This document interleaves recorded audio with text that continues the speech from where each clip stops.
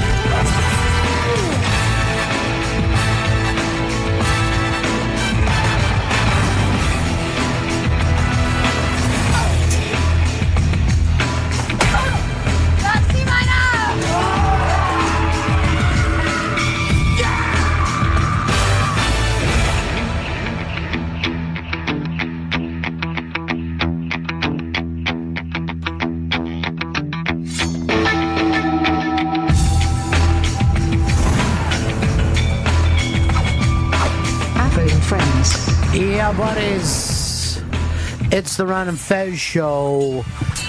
That opening was back when we were WNEW, Fez, about 2000, I guess? That was a little bit later. I think it was like 2002. Really? Yeah. Well, you got to remember, when we first took that, it was from a Tarantino teaser that he was going to be using that, right? And this is pre-YouTube. So the second that there's a teaser out, we rip it. We love the song. I mean, I've been this ridiculous Tarantino fan since Reservoir Dogs. So I'm always not even just looking forward to the movie. I'm always looking forward to the soundtrack. I always care about what songs that he's putting in the movie. So we rip that immediately. It becomes our opening, and we play it for like a full year, maybe even more before the movie comes out. And then when the movie came out, everybody was like, dude, Tarantino ripped off your opening. And I'm like, do you notice that Tarantino's voice is in our opening saying action? But so that was like at the kind of exact time before everybody could just, like, if a movie trailer came out, you would either see it before the movie or occasionally on TV. But now trailers get seen like 1 million, 2 million times on YouTube the first couple of days, so everybody knows them inside and out. But there was still a bit of innocence left in America then. It is the Ron and Fez Show. Looking back, I'm Ron Bennington. There's Fez Whatley. Hiya, buddies. Big Chris Stanley is here. Hey. We were going to start off the show today with the live reads, which we got somewhat infamous for in New York. Some of these are a pre-Chris Stanley world, right? And some of them are post-Chris Stanley world. Yeah, some of these are, some of these were when I was an intern, some of these when I wasn't even there, and then some of them when I was an employee. When did we start to get really weird with the live reads, Fez? We started that, I believe, with when we were just on XM before the merger. We didn't do this at WNEW? No, I don't think it was this weird. You know, some of these that we did at XM and at Free FM. That's when the madness, I think, really started to take place. Well, we were also doing 2 shows a day. We were doing an XM show and then going over and doing a Free FM show. We didn't work for free, but we were on that station. So there was always exhaustion, and people don't realize how much that helps. To be tired brings in a whole new weirdness to a show. So for the folks that haven't heard these before, what's a good one to start with, Fez? We'll start with one of the I-57 Ignites. That was an energy drink with Shatabougre. Is it anymore? Is it still an energy drink? I don't think I-57 Ignite is still around. Is that right? That's strange. Even with all these live reads we did. How can it fail? Well, everything, I think, got crushed by the Red Bull. Red Bull killed everybody, right? That like standardized the energy drink formula. Yeah, because the I-57 came like in a little shot. You would just get this little capsule. Well, Chris, you used to drink them all the time. Yeah.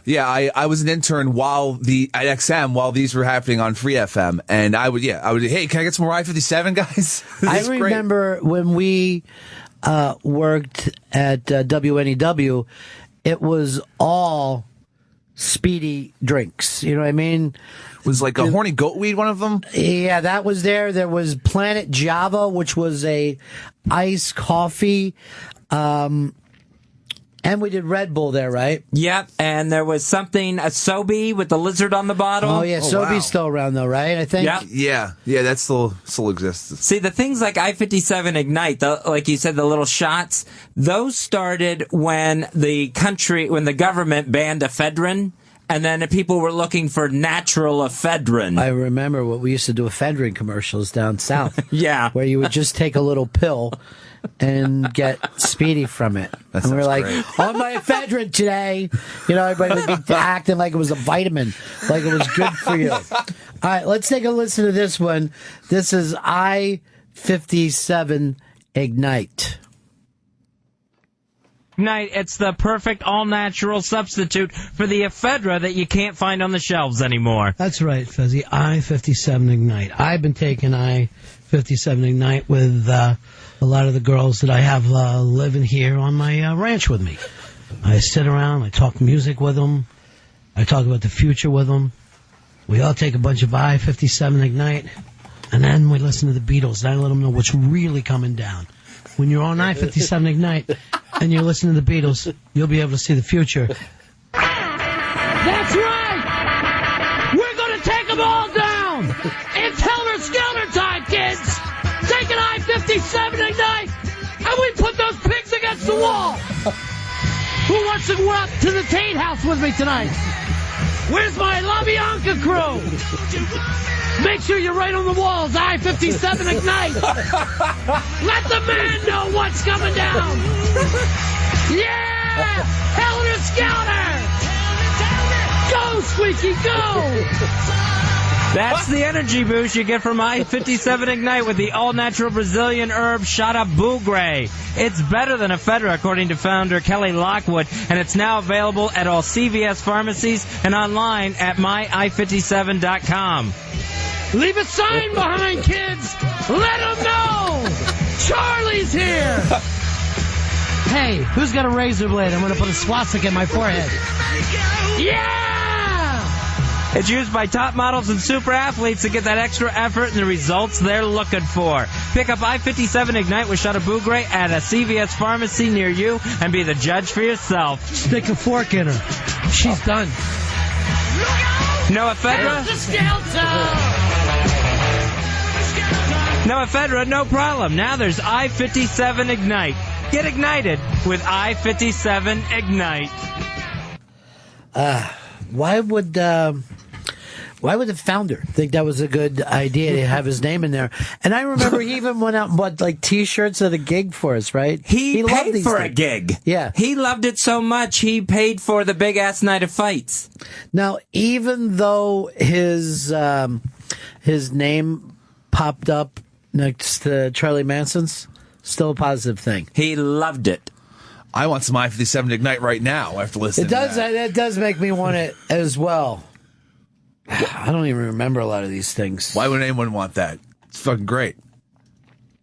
All right, let's play another one. What else we got? We've got this one, porn.com. This was the early XM days before the merger. Now, this could never be up there with an I-57 Ignite. I don't remember. Porn.com, I guess, is still out there, right? Yeah, and I remember I was an intern at this time, and I was getting some free passwords to porn.com and enjoying it very much. Porn.com, it was links to every specialty niche porn site you could possibly imagine. It's still going strong. Yeah, it's kicking ass, taking names. Porn.com. They're the best. All right, let's take a listen. She should have fucking went ass up in the back seat, he's with a video camera, and put that shit on porn.com. That's where I would have. I go, I'll sell this fucking video right now at porn.com. Cabby Fucks a Liar from California is the name of it. Porn.com is the largest collection of adult scenes, photos, and full-length DVDs on the net today. It's not only the largest collection, Fez, it's the largest erection. It's the largest erection on the net today. It goes on and on. And you California people, you're paying up front because they don't fucking trust you. Look what you did to that cabbie. It's so big, it would take you over 15 years to look at all the content on porn.com. Over 17,000 so porn big, stars. it would take you more than 15 minutes to lick from the tip down to the base. That's porn.com. Right now, you can save up to 80% off of regular monthly rates if you go to porn.com for a special limited time offer. And you get bonus access to over 38 other exclusive sites. How you like that? 38 other sites. What kind of sites are we talking about there, Fez? Camel toe hose. All right, here's what I love about it. And we all love hoes, right? Mm-hmm. But I'm talking about a hoe with her pants so fucking tight, you feel like you're in Saudi Arabia. I'm talking about a camel toe hoe.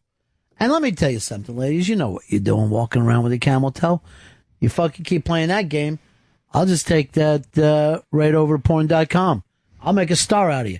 You want to fucking tease Ronnie B? I'll make a star out of you on cameltoehose.com. You also get access to real teens kissing. This is the beauty of it. Now, a lot of these teens, they want to go like this. I'm saving the first kiss. It's so exciting. Let's just lick and bite each other on the face. You want to be there for the first kiss. And that's real teens kissing. And some of these teens, lower teens. Whoa. There's also access to ILike'emWhite.com. This is a great one. You know how we always think of women, hot women, as being black?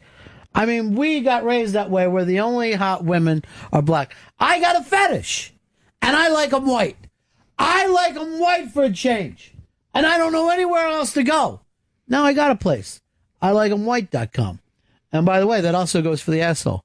I want it bleached because I Like'emWhite.com. I'll bleach it myself. I'll show up with fucking Clorox. This is You all. gonna wink at me, honey? You get a little fucking Clorox in that eye. And after that, you'll be on ILike'emWhite.com. This is all part of your access that you get when you join up with porn.com. It's an access of evil, Fez. It really is. It's taking you places that you're like this. This is so fucking hot that if someone walked in a room right now, you got to click it off. You got to click it off. Including access to bootystudio.com. This is where I cut my first fucking CD, Fezzy Booty Studio. Because it's a studio, and we all love that, right? Sure. Yeah. And you're like, hey, what's happening in the studio? I'm telling you, booty. And it's a bootystudio.com. By the way, that's if you don't like them white.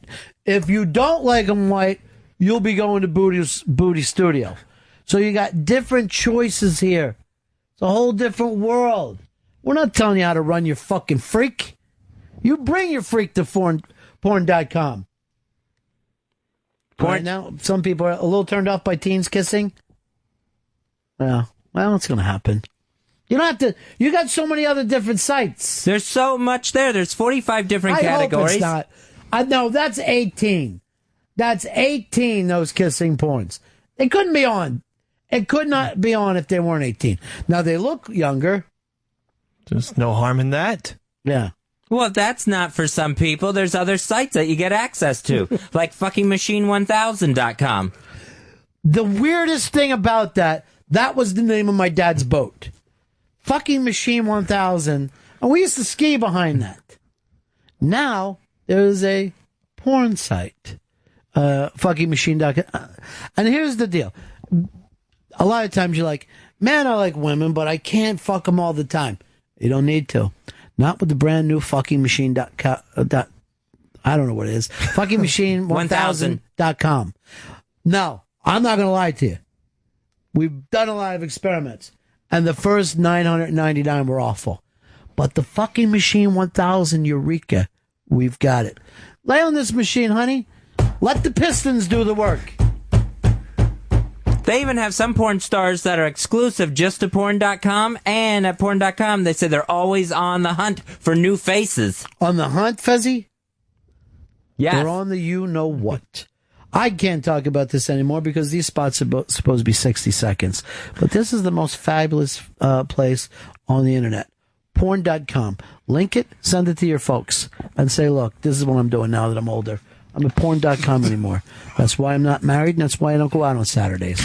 Porn.com. Porn.com. Log on today and discover for yourself why it's the world's favorite porn site. That was a strange one. I don't even remember that live read at all. But the funny thing about it to me is you were doing the straight stuff, and it's every bit as weird as what I'm doing. Oh, yeah, if you had just gone straight copy up from porn.com. And they had to be thrilled. 5.5-minute long commercial. All right, so that was porn.com. This is all part of Ron and Fez looking back, and this segment is about the live reads that we did. Chris, you've got a favorite over there, right? Oh, yeah. This is one from Carbonite, which is a digital data protection company. Well, Carbonite, very, very big company. And they were the first ones that if your computer blew up, they had all your information for you, right? Exactly, yeah. Which was a godsend to have Carbonite. So let's play a little bit of a Carbonite live read. Carbonite.com. They are a company that has tripled in size. They're one of those rare companies doing well in this economy because they provide a superior product that solves a real-life problem. Me Carby, the Carbonite monster. Yeah, there's no mascot, but what they do at Carbonite.com is they keep computer files safely backed up. Good. Me like computer files. Mm-hmm. Yeah. Yum, yum. There's no worry, no complication. Me worried. No, there's no This worry. too complicated. No, there's no complication, and it won't take up your valuable time either with Carbonite. Me got bad news. Little Carby, the Carbonite monster, him have eye cancer. I'm going blind, Big Carby. I can't. Me love little Carby so much. Where are you? That really doesn't have anything to do with Carbonite. He can't see me. I keep bumping into walls. The big news. I'm so cute, but blind. I took vision for granted, apparently.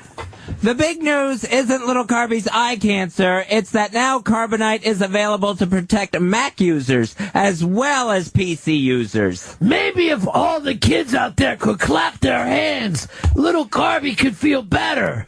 Clap! It's hard enough being a miniature monster, but now being blind. Nobody needs to clap. Clapping no work. I can't see. This sure is a monster of a deal, though. Just go to Carbonite.com. You're still talking about that? Yes. When little Carby's so sick? Oh! This is the important stuff. It is affordable, less than You're $5. the monster! No, all right, get off of me. I'm trying to. Get off me. Stop, you're clobbering me to death. I'm trying to read about Carbonite. Kill that fat Carbonite. Ow, my head. Ow. Carbonite, it's the smart insurance policy. Don't write on me, Big Carby. Stop it. Carbonite, it's a smart insurance policy for your cold water down my back. It is the smart insurance policy for your irreplaceable data. Bad things can happen to laptops, to your PCs, to your Macs. You can lose valuable computer files. If you're backing up with Carbonite at Carbonite.com, that's not going to happen. Uh-oh. Carby no have eye cancer. Just some sleepies in his eyes. Oh, I just brush them away. It's all better now. Oh, no. There go the taste buds. I can't taste anything anymore. Nobody cares. We're losing little Carby. Back up all your photos, music, email, financial records, office documents, and other irreplaceable files with Carbonite. Recovering your lost files is easy. You get them back with just a few clicks. Make it a Carbonite tonight. Go to Carbonite.com. Enter the offer code XM and you can start a free trial today. And you get 2 free months if you decide to buy. Remember, that's Carbonite.com and the offer code is XM. Try it free today at Carbonite.com. Carbonite for all your carbon uses. Make it a Carbonite. Man, that got weird. That got weird quick. That's a great Fez mascot. was into a heavy oversell there. Did you notice that? You were just, it was almost like an angry read that he was doing. It's part of the Ron and Fez look back. The Ron and Fez look back. Also, we're going to tell you of some of the cool stuff up on the Interrobang today. We are doing, I think, something on it's a Sporkle game that you can play on the Ron and Fez side characters. The Ron and Fez support team. So you'll have to figure out in this game who did what for the Ron and Fez show. If you could just get around to remembering the names throughout the years, that would be pretty spectacular. Who did what? Who are some of the names in there, Fez? Billy Staples. The great Billy Staples. Yeah, Black Earl Douglas. Also, Eastside Dave. All right, so there's 3 obscure characters if you've been a big fan of the show. Eastside Dave, Billy Staples, and Black Earl. All right, doing some of the live reads. Let's go back to another one of the I-57s. The I-57 ignites. Chris, what's this one about? This is how I-57 changed your life. Can't find your ephedra anymore. This is what you want. It's called I-57 Ignite. I-57 Ignite, Fezzy. This has changed my life. Finally, I can drive down the street, cop pulls up behind me, I don't have to stash anything under the seat anymore. I just leave it sitting out there, and there's nothing the cops can do about it. It's totally legal. Perfectly legal and all natural. It contains an all-natural Brazilian herb called Shadabugre. And the founder, Kelly Lockwood, who came up with I-57 Ignite, he's telling everybody it's better than ephedra. It's better than ephedra. Fez, it's better than crystal meth. It's the best thing that's been legally on the market since back in the old days, Fezzy. You're going all the way back to 1910 before you could get something like this over the counter. It's called I-57 Ignite with Shadabugre, and you can get it at all CVS pharmacies. I took 2 of them and went and sat up all night long. I had so much energy, and I had long conversations with dead relatives. I sat and talked to relatives I haven't seen in 20 years and talked to them for 7 straight hours. Top models and super athletes are using the I-57 Ignite to help get that extra effort and that energy boost and the results they're looking for. I flopped on a movie, and while I'm watching Lord of the Rings, I sat there as I'm watching. I wrote 4 extra movies. I've never been this creative before. It's fantastic. Pick up I-57 Ignite with Shadabugre at a CVS pharmacy near you, or you can go online at myi57.com. No ephedra, no problem. Now there's I-57 Ignite. Fezzy, right now, I'm writing an opera in my mind. Get ignited with I-57 Ignite. I-57 Ignite, basically selling legal speed. At the time, legal. Is it still legal? I believe there's still plenty of products like that where, it gives you that extra boost you might need. Sure. You're like 5-hour energies. It's in like that kind of category. you need all that extra energy. Yeah. What do we got next, Chris? Here's a pajamagram read. Pajamagram. This is from was that SiriusXM. Yes, Fez. Pajamagram. That's the gift that you want. Stop calling me names. No, I'm talking about pajamagram.com. Huh? For Valentine's Day. It's the gift she won't be able to get. She won't be able to resist, and she can't wait to get her clothes off when the new PJs get there from pajamagram.com. So this might be perfect for you, Dave. You say to your wife, "I got your pajamagram. Why don't you go put on your pajamas?" Oh, I'd love that. You know what's good about this? It's the way to tell somebody, "I love you. Put on your pajamas." Comes in a beautiful hat box that she's going to love, along with a lavender-scented sachet. You call it a hat box, Fezzy. I call it pajama box. And what else you get? Lavender-scented sachet. What is that? I think it's like a little stuff thing that smells good, like has potpourri in it or something. It's a stuffed thing that smells good. Yeah. It's like a turkey. Like a little tiny... What is it? You can't eat it. What is a stuffed thing? It's like a little tiny stuffed pillow, but it's very tiny, and smells like lavender. It has like potpourri in it. And what's it called? A sachet. No, isn't this a sachet? That's a sachet, the way you're walking. So very, very leisurely. That's because my lover got me a pajamagram, and I put the pajamas on right now. You also get a Do Not Disturb sign and a gift card, all free with your pajamagram. Sometimes I take that Do Not Disturb sign when I'm at Fezzy, and I put it right on my belt. I go, nope, not for you, not today. I go, you put on your pajamas and you get to bed. You're going to find... And take that sachet with you. And that hat box. They've got all the top brands of pajamas and lingerie, over 100 styles to choose from. What's your favorite brand of pajama? Because I like to say this. Here's your pajama, Graham. It's G-string. Very sexy. So rub yourself down with that sachet. Roll around. I'll be right in there. What were you saying, Fez? Oh, that pajamagram also has... Did they send bottles of water in Snipples? No, but they have great bath and body products that you can add to your pajamagram order. Pajamagram, huh? Pajamagram.com. It's the perfect Valentine's gift. Best of all, she'll think of you every time she puts on her pajamas. Overnight Valentine's Day delivery guaranteed. It's a gift you're both going to love. So visit pajamagram.com right now or call 1-800-GIVE-PJs. That's pajamagram.com and tell them Ron and Fez sent you. Yeah, definitely. Definitely tell them that. So Ron and Fez, looking back at some of the live reads that we've done over the years, here's another I-57 Ignite with Shut a Boo Gray. I-57 Ignite. If you can't find your ephedra anymore, here's what you want. I-57 Ignite. Is it legal, Fez? It's totally legal. Because the high isn't. I got to tell you the truth. I took a bunch of I-57 Ignite the other night. And I took a popsicle stick. I'm so wired. I scratched out the entire Catcher in the Rye, every bit of it, onto the sidewalk all the way down my street. And finally, by the end of it, my fingers were like bloody nubs. I come out of this and I go, this is kind of really art when you think about it. I-57 Ignite has changed my life for the better.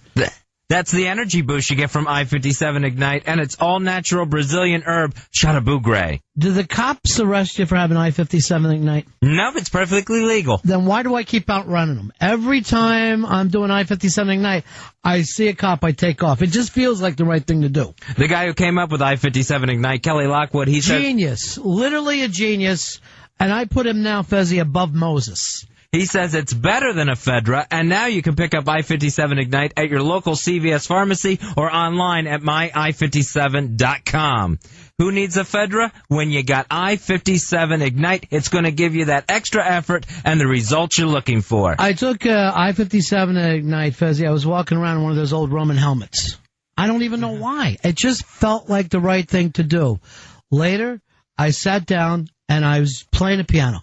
And it was better than I've ever played in my life. And about halfway through it, this I-57 Ignite run I'm on, I think to myself, wait a minute, I've never played the piano before. And then I looked down, and it was a typewriter anyway. Oh. And instead of using paper, I'd shoved a squirrel in there. So there you are. You take two of the I-57 Ignite, and the most beautiful music you can play ever in the history of the world is a squirrel stuck in a typewriter.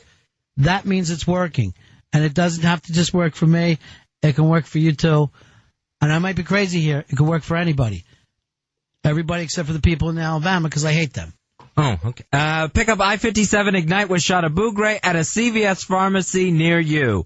No ephedra? No problem. Now there's I-57 Ignite. Get ignited with I-57 Ignite.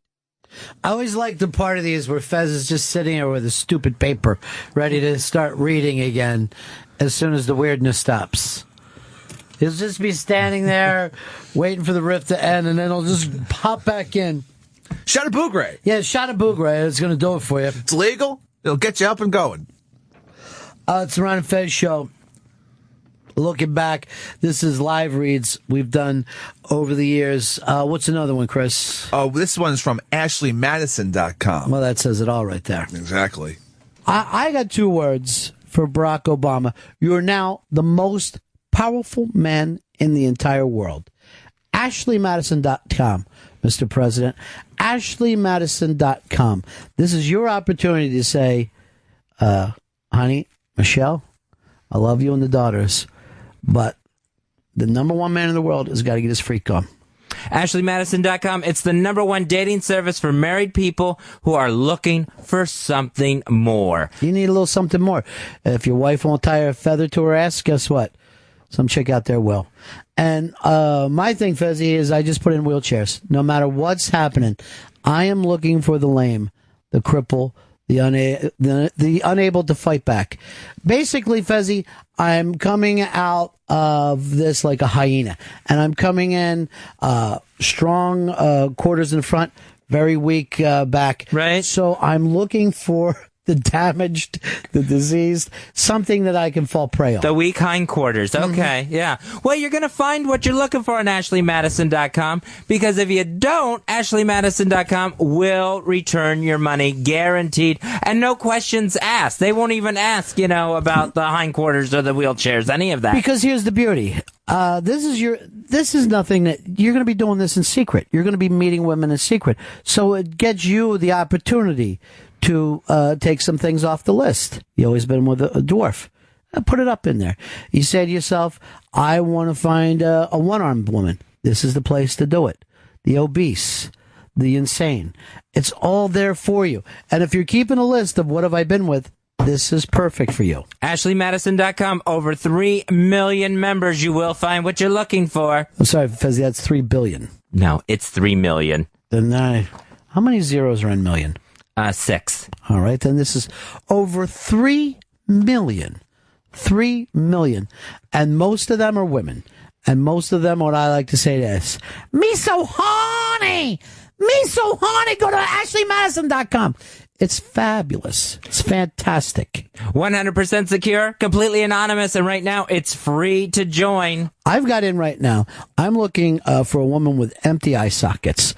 Just little flesh pouches. And I'm going to tell you what I'm going to do with it, but I'm going to tell you later. Okay, I'll wait. Oh, I know. Skull F. Skull F, Fezzy, and I've always dreamt of it. You didn't wait for later. Why can't I, well, by F, I didn't say fuck. Why can't I live out my dreams? Why can't I take that chart that I've kept for so long and start to get some of these freaks off of there? You can with AshleyMadison.com. Join right now. Change your life today. AshleyMadison.com. Find your lovers here. AshleyMadison.com is probably the most controversial sponsor out there. The more complaints that product even existed.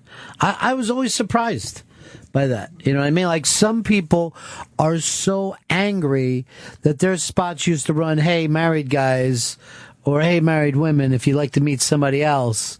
People were freaked about that product. Well, the founder always said, this is people who are into this. This is people that... Yeah, but the sanctity of marriage thing, it was like the same people that were against gay marriage. Like, some people just sit out there freaked out by their idea of adultery, which is, you've got to be pretty old school to sit around and worry about other people's marriages. Not your own. Unless you think, the only reason my chick doesn't cheat on me is because there isn't a website that makes that easy. I can't let her have access to the internet. Taking her phone away. But my point to this being that the American people are way more traditional than you would even think. Oh, yeah, the marriage is supposed to be just exactly the way their marriage is. The Right. people that get upset about these things. But see, that always went back to me with gay marriage. I'm like, the whole idea of marriage seems to be very unique to people to begin with. And yet we push it into this traditional deal that I don't know if it exists anywhere. You know, it's like we're setting this thing up. It's like gay people want to make their life more dull and lie-filled so that they want to be married as well. I always just thought it was complete madness for gay people to want to be married. I think if anybody would have went out there and just came up with a new contract that beat the ass off the old marriage contract, the world, or at least this country, would be a much happier place. But then again, I say these things and I see the blank looks that come up, so I'm like, it's maybe people aren't ready yet for these strangeness that I got for them. It's Ron and Fez looking back. These segments are all the live reads, and live reads was always Fez's favorite part of the show, which, by the way, Fez, I could never understand. Of everything that you could do in radio, why did reading off a piece of paper thrill you so? I think it was because of the anxiousness that I was going through. That was something that if I stuck to that, I knew what I was talking about. So if it's up to you, you would have stayed in radio if you could just read for 3 hours. Yeah, I guess, if I had a script, then I would know what to say. You know, there are places that you have scripts. It's called movies or TV shows. And you were offered those and you never took them. No, I was just too nervous. But you just explained to us that reading scripts is the thing that makes you less nervous. Chris, couldn't you have seen Fez in that world? 100%. He loves it. You give him a script, he goes off on it. I think Fez would flourish in that world. I think he would love every second of it, in my opinion. Jason Nash, Fezzy. He's just a phone call away. Up on the iBank today. Well, yesterday, you could have looked back. Earl Douglas wrote that, looks back at Ron and Fez. And Earl really does see himself as some weird Forrest Gump character who has walked through the history of radio. But it's always funny when you read somebody's first person account of stuff, is that you see, oh, they placed themselves as a bigger value than I ever thought. Today it's the Sporkle game that you can play, the Ron and Fez Sidemen, and there's been so many over the years. I was just looking up Wonder Boy, Harry Elvis. Harry Elvis actually had a producer job. He had been an intern for us back at NEW. And then when we were coming back to XM, we gave him the producer job. Wasn't even, because he was, I think, doing an internship for O&A. So he was like, we just gave him the job. We didn't even interview him. Wow. He was just here when we got here. And as soon as we showed up, for whatever, we took him and Earl, and Harry's eyes were just as big as circles. He was just totally freaked, said he had to keep going to school, just wasn't in it to it at all. And who ended up, was that Dave that took his gig? Yeah, Dave came in and replaced Harry Elvis. Yeah. It's always interesting to me, guys that once they join the circus, you either go mad with it, you even have fun with it, or you completely just lock up and get real. And that also on the Interrobang this week, on Mondays was the hashtag Goodbye Ron and Fez, and a lot of the tweets that went up there, and it was really, really cool. A lot of the comedians, and it was one of those things where Twitter blew up on its own. We didn't even push it, trended well after the show was over, and it was just really, really touching the number of people who jumped into this. So we are doing, looking back, some of the live reads we've done over the years. And Fezzy, this is your favorite time. This is your favorite part of the show. Absolutely love the live reads. Here's one from Valentine's Day season and the Vermont Teddy Bear Company. Vermont Teddy Bear Company, Valentine's Day is this Saturday. I can't wait, Fuzzy. Can't wait. This is the biggest day of the year for me. This is the day I hand out teddy bears. You can send your lover a handmade teddy bear from Vermont, from the Vermont Teddy Bear Company. All right, good. It's handmade? Handmade. I had changed my note to where I had down handmade. No wonder it tasted not, so good. No, not handmade. All right. Because that's crazy. That right? wouldn't work with kosher bear. Yeah, that would be the problem. Yeah. You send out a handmade teddy bear to a little Jew girl, and you go like this. What do you mean you can't eat it? Just convert. There's plenty of great bears to choose from. All handmade. Knight in shining armor bear. That's my favorite. Because it's a bear, Fezzy, but it's dressed up like a knight in shining armor. The huggable hunk bear. Love that one. I love that one. You can hug it. He's got a tattoo on his arm. And the horny devil bear. I love that other one. Where would a bear get a tattoo? Vermont, that's where. Vermont Teddy Bear Company. You can order now for Valentine's Day. 1-800-829-BEAR or go online at VermontTeddyBear.com. I send one out, Fezzy, to everybody in my life. Everybody in my life gets one. I'm sending out 16 bears this year.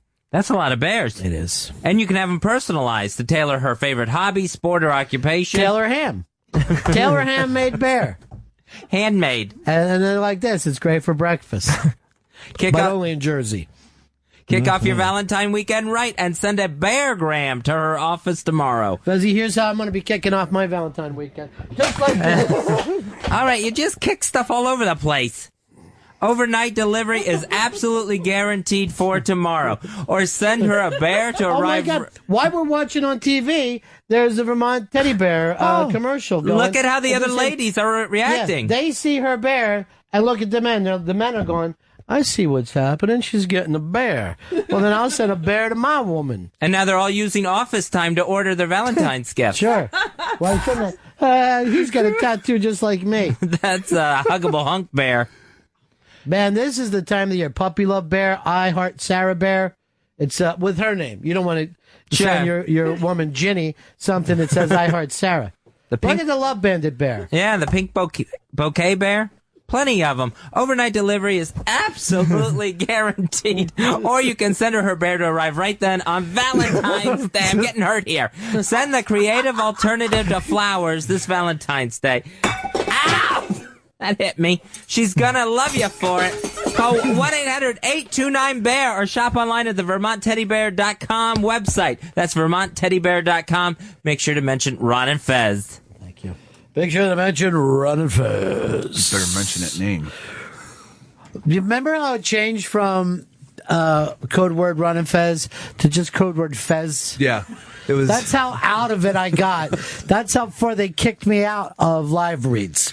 Just type in FEZ into the box in the upper right corner. For some reason, some people thought that the live reads got a little silly. But, if you have live reads that people are collecting and passing around, and it seemed to me like it would be a positive. Now, you never bring this up, Fez, but you always liked the live read part of the show. Yes, I did. Yes. Yep, it was a chance to know what I was talking about for a change. Oh, like having a script? Yes. Why didn't you ever go into TV or movies? And you had been offered. Too nervous. Jason Nash. You would have loved, I think Fez would have loved to be having a script in front of him. He would have flourished in that role. I think he would have went like this all the time. We doing a table read today? Because a table read, it's like the most mysterious thing. You'll see those back where 18 people are sitting around a giant table and they all have all that food behind them. Mm-hmm. And then they read and then they laugh at each other's jokes. Yeah, and then they're on set. Like you ever see those Chuck Lorre behind the scenes thing? God. They're just having a gay old time. And yet Monday would be my worst time. I would not be able to stand table read day because other people are reading while I'm waiting. The set's right there. Why don't we just bust this thing out? We're on set, people. Come on. We can just finish this now. We should be doing this with our in costume. And that would be Fez's favorite day because it'd be like this. Do you have your script? We're all reading off our scripts today. When they do those things, it's really weird to me when they're in their regular clothes and they're just like maybe some look kind of bummy when they should be in there. You know what they should be. Look, their character looks like. They all look cocky though, as if they wrote this. Well, they're doing their art. And then you find out every sitcom actor has to wear glasses. Everyone that doesn't have glasses on TV does have glasses at a table read. Well, that's because they're all reading glasses, right? Yeah. literally everyone in the country over 40 needs reading glasses. And it's just a sign of death. I probably need reading glasses. Things are getting blurrier and blurrier when I'm sober and sober. Your eyes have seen more than your age should have ever. That's the horrible thing about it. Someone handed me a pair of glasses at a bar. I put them on, and I fucking blew my mind. I was like, I've been squinting over there. Now I can see it clearly. This is crazy. Yeah, that's the other weird thing about reading glasses is you don't need a prescription. You could just go to the drugstore and say, this thing makes my eyes better. Great. $4. You know, here's what's happening to me, and I think from reading off computers, magazines now seem like they're difficult to read. Oh, I get ESPN the magazine in the mail, and it's like, this is a gigantic, like, this is like a 6-page article. This ain't gonna happen. This is a weird thing. You get a TV show sent to you as a magazine. Well, I'm part of the ESPN Insider online, so sure, I got that going for me. You're living the life. There's going to be a trade made. There's rumors out there that the trade is coming down. It's going to be huge, dude. It's Ron and Fez looking back. Now, Fez, you said that you would never do radio again. Yes. Which, by the way, Chris, do you believe him? No, I don't. Fez has not set up a place where we can trust the things that you say. But does that also mean you will never do film or TV work? I will never do film or TV work. Stage work? No. Too nervous. Would you ever go up at a Christmas party and be like the funny guy there? Hey, everybody, we're giving out awards this year. No, I'm not. No, I won't host anything. Will you, what about just walk up and give out an award, a funny award? Oh, no, I won't present either. You won't even give out a Dundee? MC or present. You run into an old friend in the mall. Will you make him laugh? No. See, I know. Done. God! I just keep walking to the food court. The fact that you're going back to places where there's malls just completely weirds me out. I can't remember the last time I was inside of a mall. I'm the same exact way. I always feel a little weird in a mall. I think a few years ago, I went to a Bobby's Burger Palace. It was in the mall. I didn't go inside the mall. I just went to the eatery. Here's the thing about a mall. A mall makes my skin feel bad the way an indoor pool does. It's terrible, and it smells like weird because I feel like it's just they pump perfume into the place. Yeah, it smells like old people's crotches. Ron and Fez are looking back. Go over to the Interrobang to play the Sporkle game. My favorite part of it is J-Dubs. Anything with J-Dubs makes me happy. One of my all-time favorites that's ever been a Ron and Fez side band. Joe Poo on this list? Joe Poo did make the list. I eat my own poo. How could you not love Joe? That was his entire act. And then what happened is he was such a funny caller, we brought him in and started going, Joe, we should do ideas and stuff. And it was be like, I don't know. I don't like ideas. You know, I just like poo. Like, could we do something where people are eating poo? Like, he just never had a single idea. But he was one of those type of guys at a pitch meeting, like, Chris, come up with an idea. Okay, let's fucking get paintball guns and shoot. That's about the dumbest thing I ever heard. What? Everything you say is stupid. Well, what do you got, Joe Poo?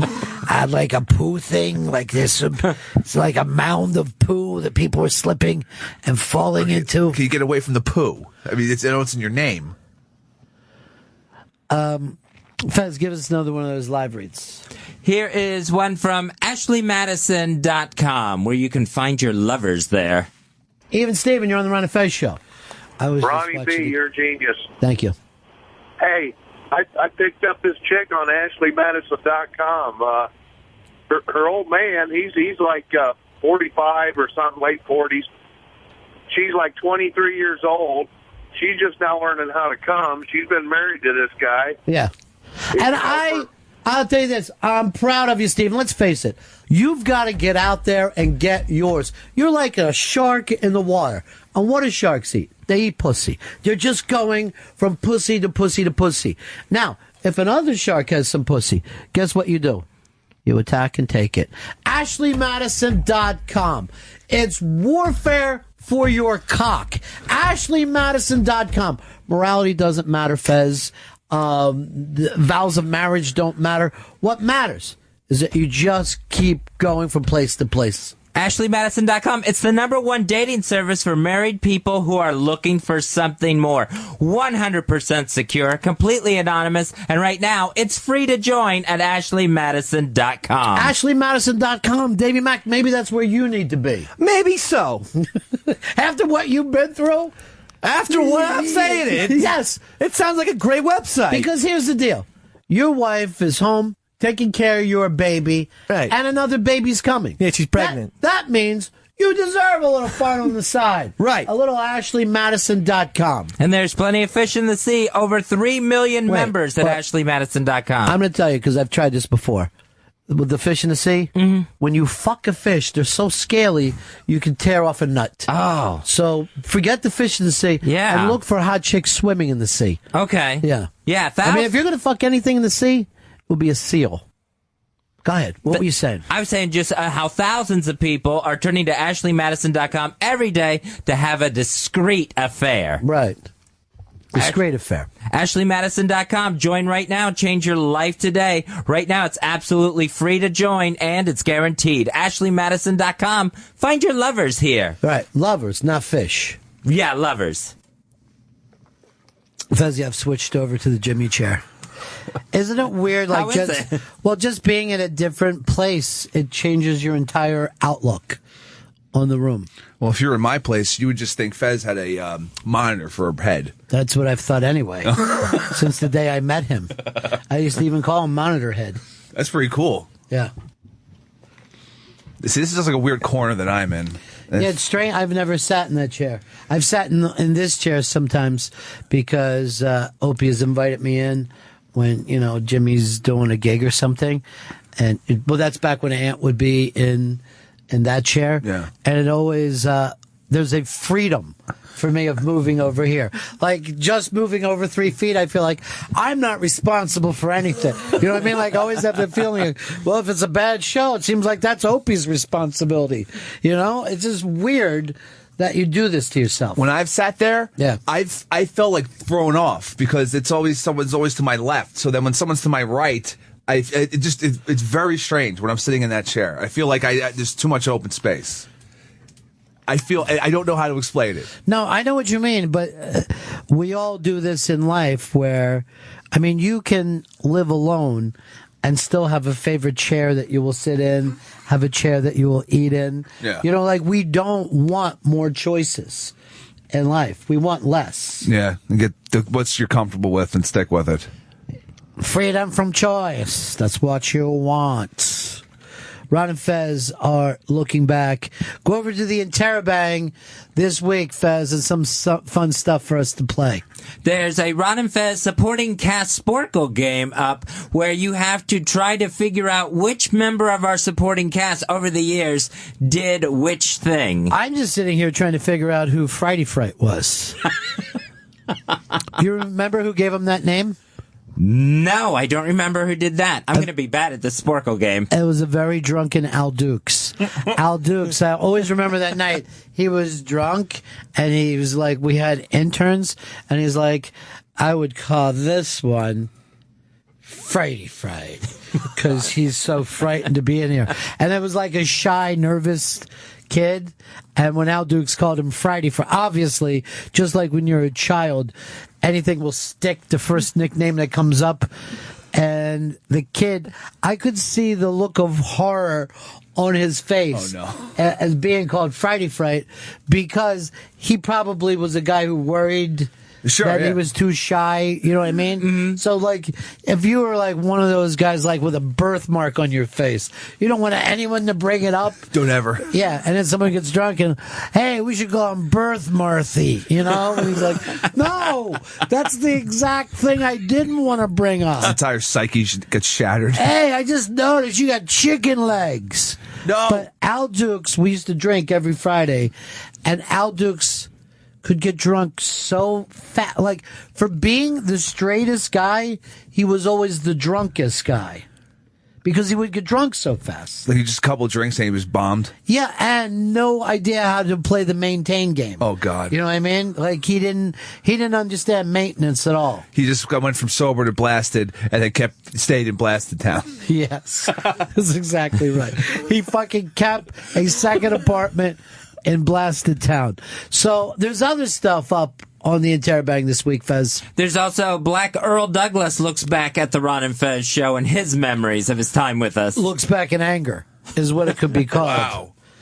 I remember the day he quit. I remember that weirdness. When he read his God. When he read his, I guess, prepared statement was what it was. Anytime that you get off the radio train, it's so hard to get back on the radio train. And Earl had already, he had left CBS and went to us, and now you had two major companies that he had left that both thought that he was a weirdo. And that becomes a problem for you. And the day he quit, he was coming over to Sirius to have a meeting with, I think, Steve Leeds or the booking department or something. And they were like, why are you still coming over here? You quit. Because he felt like he had ideas, and he's like, I know this is going to happen. And he told them the big thing of like, I don't want to work for Ron and Fez, but I do want to work for RBI. I do want to keep doing the interviews. And they just looked at him like he was bananas. They're like, we have no problem getting interviews. I don't know whether you've ever seen the names that we bring in here. We have an entire department dedicated to this. And for the longest time after Earl left with his crazy announcement, we would have to make a call to security first to make sure they knew Earl was coming or he wouldn't have been allowed in the building. It had to get checked out from the head of security. Well, a lot of our friends can't get through security now, Fez. I don't know whether you noticed that. It's a long PNG list. You'll be turning in your key card when this is over. I don't know if we'll be able to get you back in. But somebody, was talking to me about Earl not too long ago, and I don't want to say who.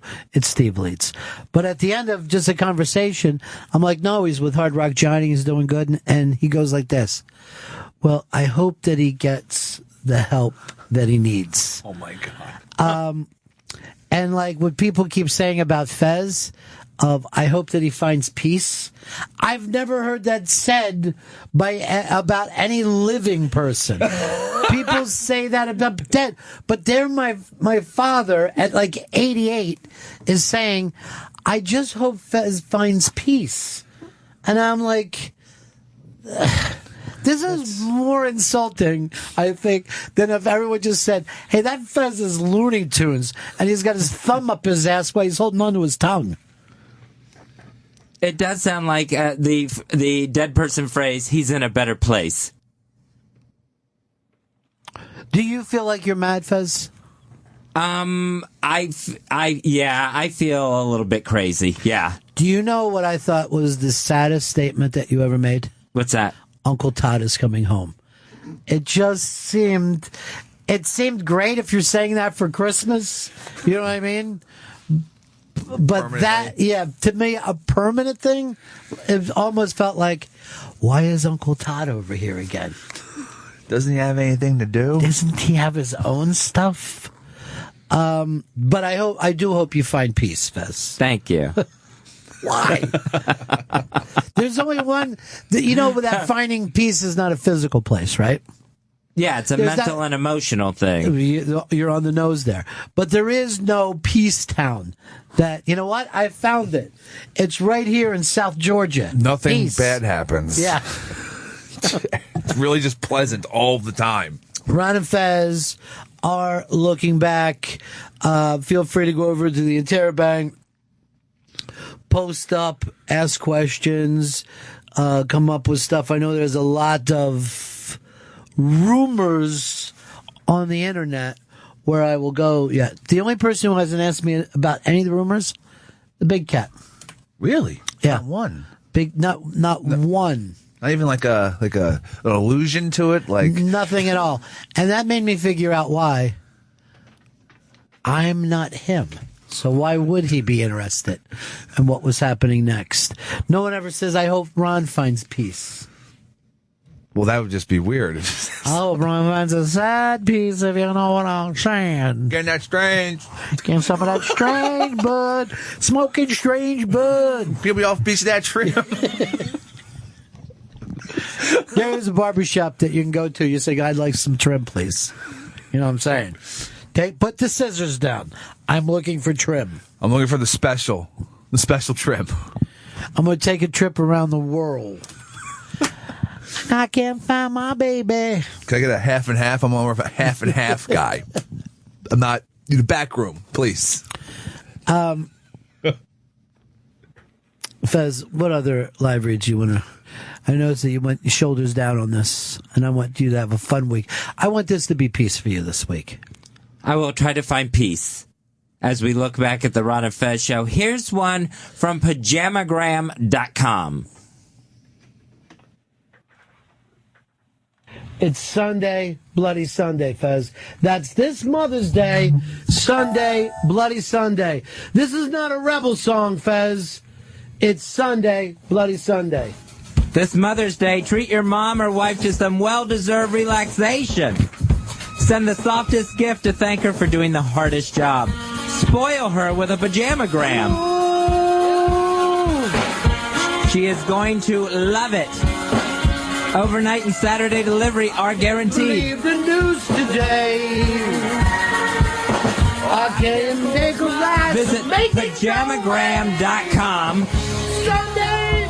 All right, 1-800-GIVE-PJs. That's 1-800-GIVE-PJs at pajamagram.com. Tonight, we can be as one tonight. Treat mom to a little peace and quiet and relaxation.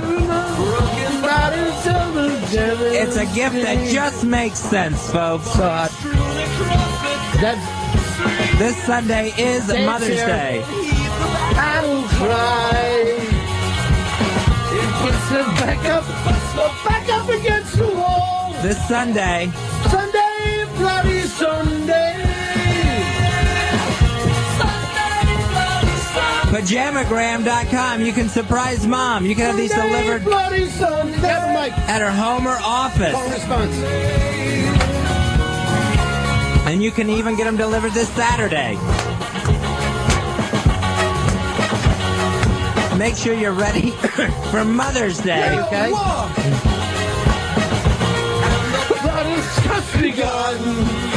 It's a perfect idea. Who has won? This is all about pajamas for mom, people. The number. Brothers, sisters, 1-800-GIVE-PJs. Sunday, Bloody Sunday. Mother's Day is this Sunday. Sunday, Bloody Sunday. Don't forget, Mom. Take care of this now. How long must we sing this song? How long? How long? Or go to the website, pajamagram.com. We can be as one tonight. Did I mention the Bath Body and Spa products? Tonight. Don't throw stuff at me. I'm talking about pajamas now, cowbell. No, they hurt. Oh. That's the beanie gum. Oh. Pajamagram.com, 1-800-GIVE-PJs. Your mother is going to love this. Your wife Tears away. Wipe your tears away.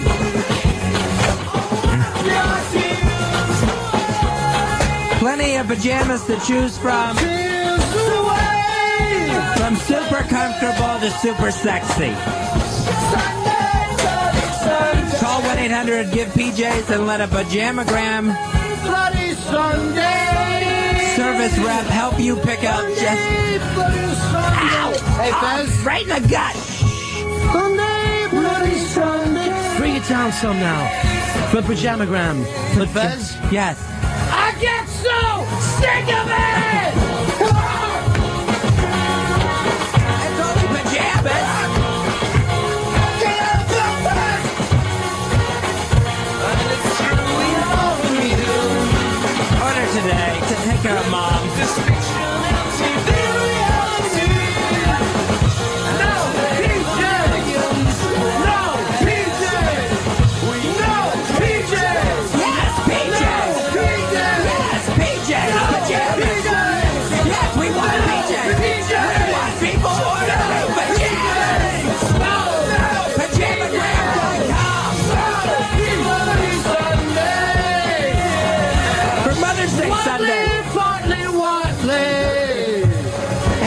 Fartley. Whatley, Fartley, Whatley. I don't like that chant. Whatley, Fartley, Whatley. I don't like it. Whatley, Fartley, Whatley. Song's over. 1-800. Fartley, Whatley. Mean.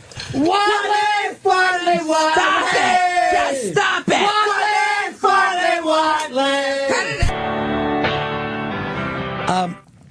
So that was a pajamagram one. Chris, you have strong memories of that. I remember this so clearly. As you guys are singing, you and Dave are singing Sunday, Bloody Sunday, Dave picks up one of the Ron and Fez banners and starts waving it around in the studio like it was a flag. And it was just us sitting here. It was just No, it wasn't on video or anything. I just looking through the booth window, just like laughing my balls off. And just, it was such a vivid memory. Now, there's a couple of things that are funny about that. First of all, it lasted longer than a U2 song. Two, if you go back and listen to that, Whatley is the one who put so little into it. The guy doing the live read got almost zero information out. I guess this was for a YouTube best of, this live read. I mean, I want to buy it now. Why did the U2 come into it? Because Mother's Day was going to be that Sunday, and it was going to be Bloody Sunday, pajamagram. But see, here's the thing: when you go in to know and don't stay with your live read, you give it up for the company. There was so little copy read in that 6 minute of weirdness. Yeah, it was just pretty much just a song playing and screaming. It was great.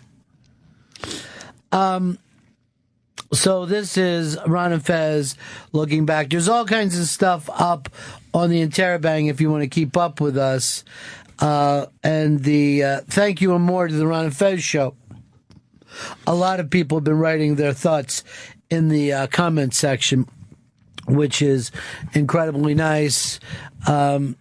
People that I haven't talked to in years are trying to get in touch with us. Fez, names that we worked with, people that we've known in different markets. And a lot of people are asking me what I'm doing next, and nobody believes that Fez has quit radio. Yes, I am retired. You're listening to a best of right now. I am retired. And that was all I have to say about it. Why do you always say that? Since we're doing a looking back, why would you ever say, and that's all I got? Or that's all I have to say about that? It's the only thing that would pop in my head. But why? I don't know. It just goes blank. But even when you know that became a thing that people were going to bust on you about? Yeah, I just couldn't help it. It was the only thing I could think of. You really think that you can't help it? Yeah. But you don't say that in regular life, do you? Like you wouldn't be at a store, somebody making small talk, and then you would say, and that's all I have to say about that? No. So why? Would you do? I don't know. See, for me, I never see the difference between doing this and when we were sitting outside talking. You know, does it feel different for you, Chris? Not really. I mean, there's technology and shit around us, but other than that, the fact that we have these weird things that we're playing now that I have almost zero recollection of. I got to tell you this, Chris. So, what's his name says to me, Flatheads, writes, remember that time in South Florida when you have Keanu Reeves on and we took a coffee break? Now, coffee break is code. That's code. Okay. See if you can guess what a coffee break was. All right, I'll try to work that out. And he did that spot where he said, now he supposedly cut a promo for us, according to Flats. Every time I'm in South Florida, I gack up with Ron and Ron.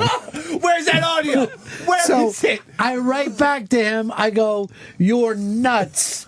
You met Keanu on the street." And he goes, "No, bro. He came in with two guys from General Hospital. His band Dog Star opened at the Edge for Weezer. And then Henry Rollins came in talking about Keanu. And he said, I heard that dumbass was just here. He said, I have great memory of all of it. And I'm like, you're fucking crazy. I would have remembered that. Somebody who cut a promo who says, I gack up with Ron and Ron. How you can never lose that audio. I mean, that would be the greatest piece of promo ever. I'm going to, on one of these look back things, try to get a hold of Flats, and we'll battle out this story because I don't believe it for a second. Let's play a Carbonite that we were doing when the great Jay Moore was in with us. Jay Moore, first of all, makes radio. You know what I mean? Like, I don't care whether he's on our show, O&A's show. It doesn't matter where he walks in. He comes in to kill every single time. So this is Jay Moore on a live read for us for Carbonite. Carbonite.com. If you have a computer, you got a laptop, bad things can happen. You can lose your computer files. Back them up with Carbonite at Carbonite.com. And if you don't believe Fez, you will believe Harvey Keitel. Harvey Keitel will tell you why you should have Carbonite.com. You have to have Carbonite. If you don't go to Carbonite.com, you are doing a disservice. Don't call me a fucking rat. I'm not a fucking rat. I go to Carbonite.com. Maybe you're the fucking rat. Why don't you just calm down a little bit? Rub some water on your face. Feel better. If we could just get in touch with Joe. Joe would know what to do. What the fuck was Joe thinking? To hire that maniac. Bang! Bang! Bang! It was like a goddamn shooting gallery. Who's gonna be okay? Say the goddamn words. Carbonite.com. All right, Carbonite, it's automatic. I don't get it. I mean, I understand you, Fez. Right? I don't get where Harvey Keitel's coming from. Well, once you set it up, it does the work. It backs up your files while you work without slowing your computer down. I've been dodging bullets since I was 16. I'm fucking blessed. You know, this guy, he'll blow up your house with your family in it. Good. He'd be doing me a fucking favor. Carbonite. Am I wrong? There's no jobs in this town, are there? That was a little Sam Waterston from Law & Order. That was beautiful. Let me tell you something. Are we supposed to let this man walk, counselor? Sam Waterston with my perfect bangs? In the last 3 years of Law & Order, everything I say, I end on an upswing and shake my head a little bit? Is that what we're supposed to let the jury believe, counselor? So you mean Carbonite? Yeah, Carbonite. Recovering your lost files is easy with Carbonite. You get your files back with just a few clicks. And if your computer's destroyed, Carbonite can help you transfer your irreplaceable files to a new computer. Fezzy, even Chris Penn enjoys Carbonite. I'll tell you, when I first learned about Carbonite, there was a shine broad worked at one of Daddy's clubs. Her name was Lady E. And she was about to suck my dick, and she said, hey, hold on a minute. Have you ever heard about Carbonite.com out of the fucking blue to rip us off? Why do you let Carbonite.com tell you what really happened? What the hell for? That lump of shit's working for the LAPD. Joe. I don't know what you think you know, but you're wrong. He's a good kid. He got shot in the gut. It's my fault. He got shot in the fucking gut. He's a cop, and he's a piece of shit. You want to hear a story? 5 guys in a bullpen at St. Quentin. How'd we get here? What'd we do wrong? Get the picture? Why? Ask me why you have to be Mr. Pink, Ronnie. Why you gotta be Mr. Pink? Because you're a fucking faggot, all right? Jeez, this has nothing to do with Carbonite. Carbonite, it's affordable. Less than $5 a month. That's for unlimited backup. You can try it free. No credit card required. It's the smart insurance policy for your irreplaceable data. Ronnie, you're like a foodie, right? You like the Food I Network. like a little bit of food. What do you think Ina Gartner, the barefoot contestant, would think about Oh, I this? have no idea. You should ask her, maybe. Yeah. Ina Garden, what do you think of the Carbonite? I love Carbonite.com. Just don't tell Jeffrey while I'm gone. Don't have too much fun without me. Yeah. Look at that. You make a chicken and a man shows up. How bad could that be, Fez? Go to Carbonite.com, enter offer code XM to start your free trial. Get 2 free months if you decide to buy. Yeah. The Food Network is way larger than anyone. Isn't that odd? Right? If I'm a Food Network executive today listening to the show, I just double all advertising costs. Yeah, it's like they know, they care. It's like lobster bisque, except they turn it up a notch. Although, I'll tell you who really does like the Carbonite, and that's Tracy Morgan. I love Carbonite.com. That's the only thing that can hurt Superman. Carbonite. Fez Whatley. I love it. That's Carbonite.com. Thank you, Tracy. Offer code XM. You can try it free today. How long does this read? Yeah, it goes on. It's supposed to be 60 seconds. It's been 6 minutes now. What can I get for free from Carbonite.com? I don't even know what they sell. I cannot understand it. Ashley Madison, I know exactly what they sell. Carbonite.com. Try it free today. What's that mean? We can try it free. But try what free? What is it? It's a recovery system for your computer files. It backs up your files. Backs up means you take your files and give them to a stranger. It's true. Well, it's all encrypted. From them? Yes, it's Really? They said So they it's can't double even get it encrypted, open? like at banks. But they can't get it open? No, they can get it open. Well, what the fuck? I can't give them my porn, my kitty porn. My computer. They probably don't want that. Yeah. So who are they to say? I dropped my computer and it hit the right spot on the computer where it's gone. Yeah. And a buddy of mine goes, I'll take it into the Mac store with you and they'll just replace all your files and take it out. I said, you know what? Why don't you just give me a new computer? I don't want them looking at every website I went on. So, yeah, I'm not saying I'd stay away from it because they're a hell of a sponsor. But I think they're a fantastic group of people. They are. And they're the Carbonite gang. Is it a good name though? Carbonite? Should have been Kryptonite. Here's Mike. Mike, you're on Fez. Did you like Watchmen, Fez? You guys gonna bust balls all day? You're gonna sell some carbonite. You're barking like a couple little sissy dogs. That's fucking amazing. What was that? Because I didn't catch it. I said, are you gonna bark all day? Or are you gonna sell some goddamn carbonite? That's fucking great. You motherfucker! That was fucking great. Awesome, dude. Hey, Jay. Hi. That's Mike, man. Big fan. Michael Madsen, literally. I have one problem, though. You know, when you do walking, Don't embarrass I yourself. have to say, you have to kick up the inflection. You know, here was the deal. You were so dead on, you should have fucking hung up and left a legend. You should have left a legend. You were a hero till you said, hey, Jay. We don't even know what your name is anymore, Paul. I'm dying over here. What's that? I'm dying over here. What are you doing? A doctor? I'm dying over here. Are you a doctor? I've been shot in the stomach. What are you doing? He's doing Tim Roth well. That's Tim Roth? That's Tim. No, that's Tim Broth. That's Barney Gumble doing Tim Roth. I'm gonna do it with you. I'm dying over here, Homer. Look, Homer. Simpsons characters. I don't You understand. fell on Smith. That guy? No, you're all right just doing Tim. No, just do Tim Roth. You got it. I'm dying over here. That's not Tim Roth. Look, kid, you're shot in the gut.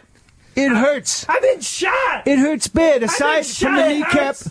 the gut is the most painful place you could be shot. But you don't die from your wounds. It hurts real takes bad. days. This is terrible. Are you This a is doctor? terrible. Are you a doctor? No, I'm not a doctor. What the hell is that? What? Hi, What are ho, you Kermit the doing? Frog here for Sesame Street News, and here I am at the house of Dave McDonald. That was Tim Roth, ladies and gentlemen. How'd you like my Kermit, Dave? It was all right. Tim Roth was great, though, right? Well, you fell on Smith, Homer. What other impression do you do, Dave? When did you Paul Revere get on your horse and get the hell out of here? That was a good one, man. Jay Moore, the great Jay Moore. Fez, you do any impressions? I do a Tony the Tiger laugh. All right, let's hear it. That's amazing. They still make those flakes anymore? Yeah, Frosted Flakes still on the shelves. They're called Frosted still? Yep. Because I remember when they had to drop any kind of, it sounds like sugar. Yeah, God forbid a child has some sugar. They did drop that part. It was sugar Frosted Flakes.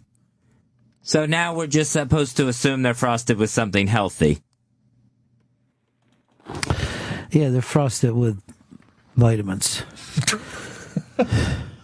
Worst name for a cereal ever, King Vitamin. That was a cereal? Have breakfast with the king. King Vitamin. That's disgusting. We got to go to a break here. It's Ron and Fez looking back. By the way, stay in touch with us at theinterrobang.com, theinterrobang.com. You can throw stuff in for hashtag Goodbye Ron and Fez. Tuesday was Earl Looks Back at Ron and Fez. And today is all the Ron and Fez side characters, the supporting cast of Ron and Fez. This is a Sporkle contest that you put together, Fez? Yeah, so you have to try to figure out which member of our supporting cast through all the different eras of the Ron and Fez show. All right, without giving any of them away that are in the actual test, give me like a fake test question right now. All right, let's see. Who was it that had his own porn segment on the Ron and Fez show? That was an easy one. That was Bronx Johnny. Right. Do you remember his song? Yes, I do. We got to play some of that. We got to play one of those segments this week. Okay, if we haven't already, by the way, because I don't know what we've done, because we're doing this piecemeal over last weekend.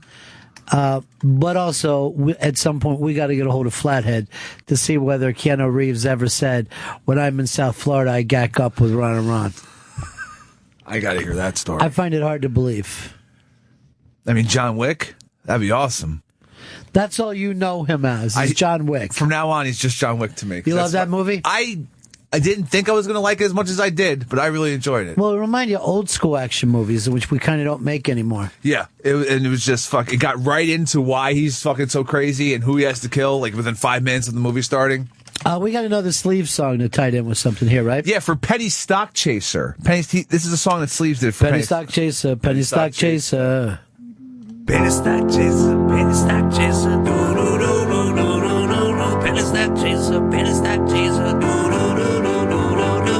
All you need is a penny to strike it rich on Wall Street. All you need is a penny to strike it rich on Wall Street. Penny Stock Chaser, Penny Stock Chaser, look out, Wall Street got a penny. Tweet, tweet, tweet, tweet, tweet, tweet. By the way, all of these are going up on the iBang today. If you've ever enjoyed any of the live reads, I just got word from the central office that they're going to put those up. Fez, we'll break here, and let's come back and just run some of these in a row. Which ones you want to run? I'd love to hear some more I-57 Ignites. And you're going to get your wish come true. We'll break right back with more of these live reads as Ron and Fez look back. More Ron, more Fez. This is the best of Ron and Fez on Raw Dog. Comedy Hits, Channel 99. The bits that were marginally better than the rest. You're listening to the best of Ron and Fez on Raw Dog. Comedy Hits, Channel 99.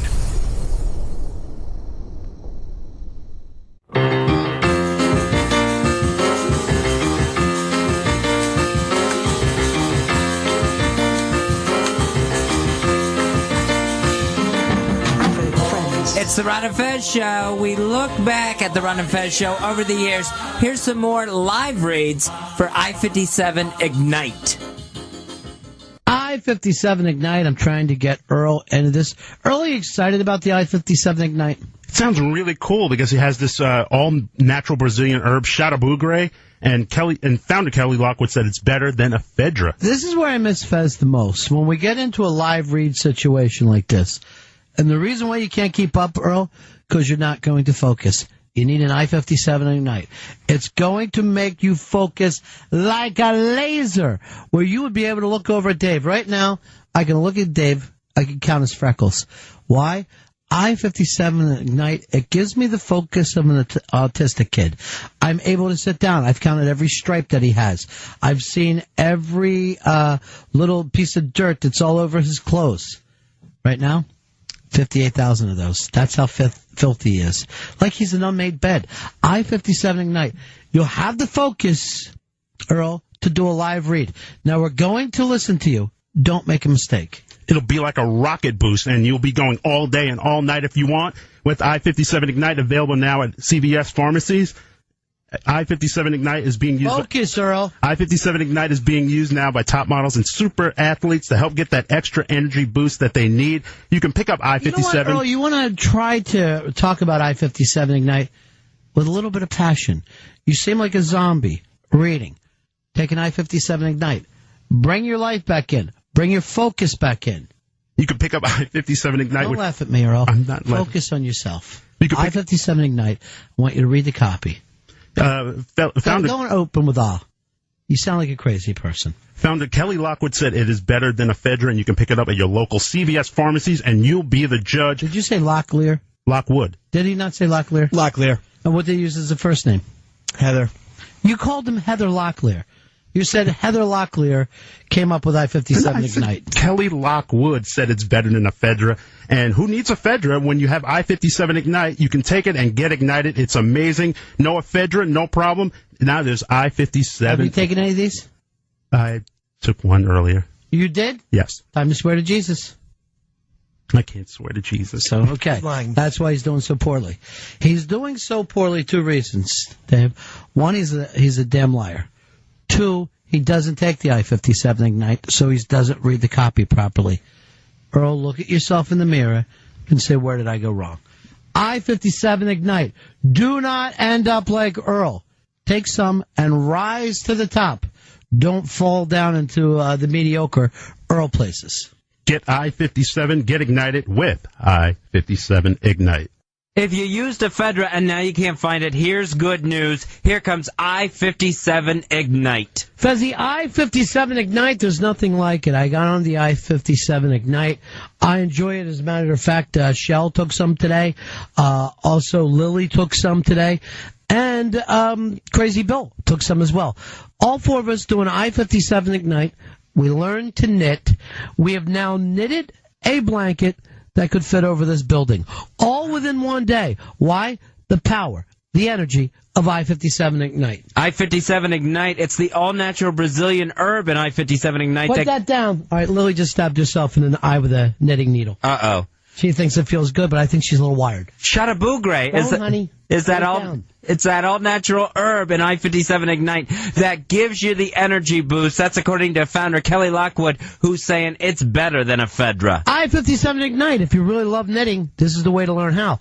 But sometimes you get a little wired and you'll stick the knitting needle in your eye. Hey, you take the good with the bad, don't you? I-57, put it down. I-57 Ignite. There's nothing like it. You can pick up I-57 Ignite at your local CVS pharmacy or online at myi57.com and be the judge for yourself. Pick up I-57 Ignite with Shadabugre. No ephedra, no problem. Now there's I-57 Ignite. Get ignited with I-57 Ignite. Those are some of the I-57 live reads that we've done over the years. For some reason, people always go back and focus on the weird era of live reads. Chris Stanley, what was your favorite? This is a favorite of mine with Luminance. This was a weight loss supplement that you took so you could lose weight while you slept. I don't remember Luminance at all. I remember this live read, and it's a great one. Luminance, it is the ultimate maximum strength nighttime weight loss formula. There's the key words there, people. Nighttime. Most weight loss drugs, they get you all amped up, they get you jittery, they get you shaky. Not Luminance. Luminance works the exact opposite way. It actually helps you get a good night's sleep. You're not going to be up bouncing off the walls or your eyeballs shaking back and forth in your head. With Luminance and its all-natural ingredients, you're going to be getting a good night's sleep. And when you go to sleep from Luminance, then your metabolism goes to work. It helps your metabolism kick in. And with Luminance, it's going to help you get a good night's sleep. You're going to wake up refreshed and losing weight. I took some Luminance and my eyes slanted like a Chinese person. Luminance, if you want some rest, You know why? I've also been eating a lot of rice and raw fish. Well, Luminance is going to... Straight out of the aquarium. Luminance gets the metabolism going without getting you going out of your skin. That's the best part about it. And right now you can... What's with the Asian eyes? That I'm not sure about. Asian eyes. Pretty little Asian eyes. Maybe you were just nodding off in the luminance. I don't get it. We are Siamese, if you please. Bum, bum, bum. We are Siamese, if you don't please. Luminance, you can try it. Luminance, it tastes good when I come. Every time I see Fez, he makes... Luminance. Me like you, Luminance. It tastes good. There is no tie-in between luminance and Chinese eyes. You can try it. You know what they say? What? All the best cowboys have Chinese eyes. You know who said that? No, I don't. Really? No, I don't. Okay. Mm-mm. Nobody else is very familiar with a little band called The Who and their guitar player.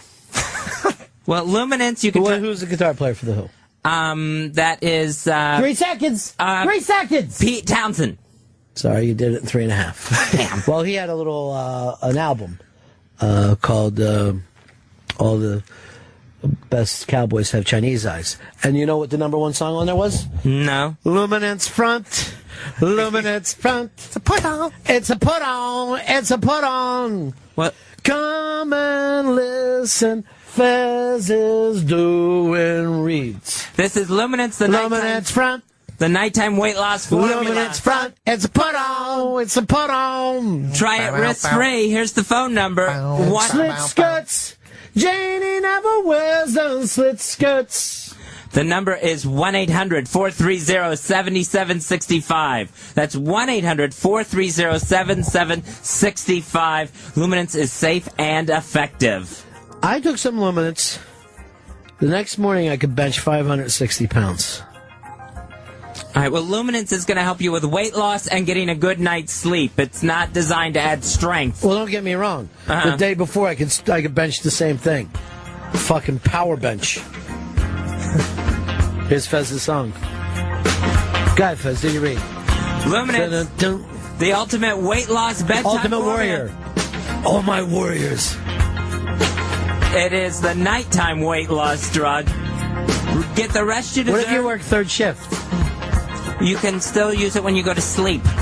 Get the rest you deserve and try Luminance today, risk-free. Here's the number again. 1-800-430-7765. That's 1-800-430-7765. Luminance. Luminance. If you want to get illuminated. Or you can go to the website.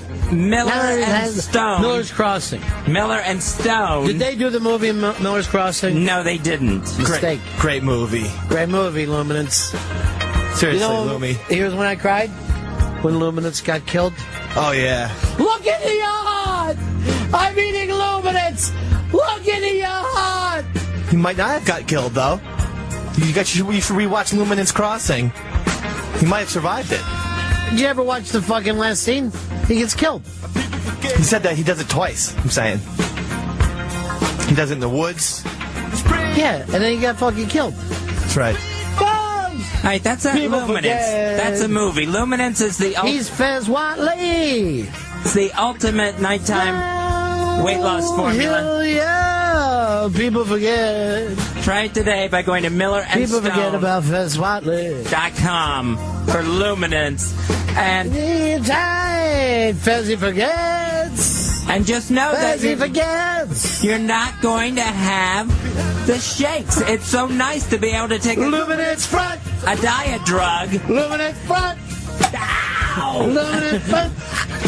Ow! Don't throw stuff at me. I'm talking about Luminance Front. Put on. Put on. Chinese eyes. Chinese eyes. Luminance has nothing to do with that. Me like it, Luminance.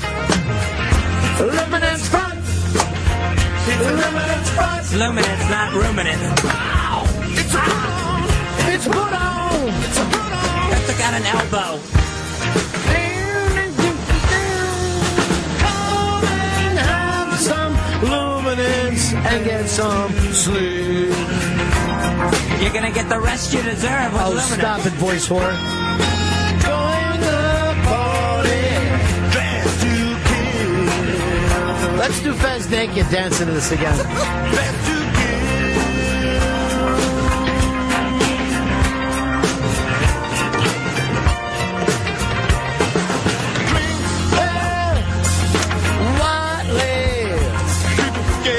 It's risk-free. It's They're already done. What did they pay you, $1 million? How long do they get a fucking read for? 60 seconds, right? Yes. Then get it in 60. It was like a 7-minute read for Luminance. Well, there was talk of Miller's Crossing. Well, tighten it up.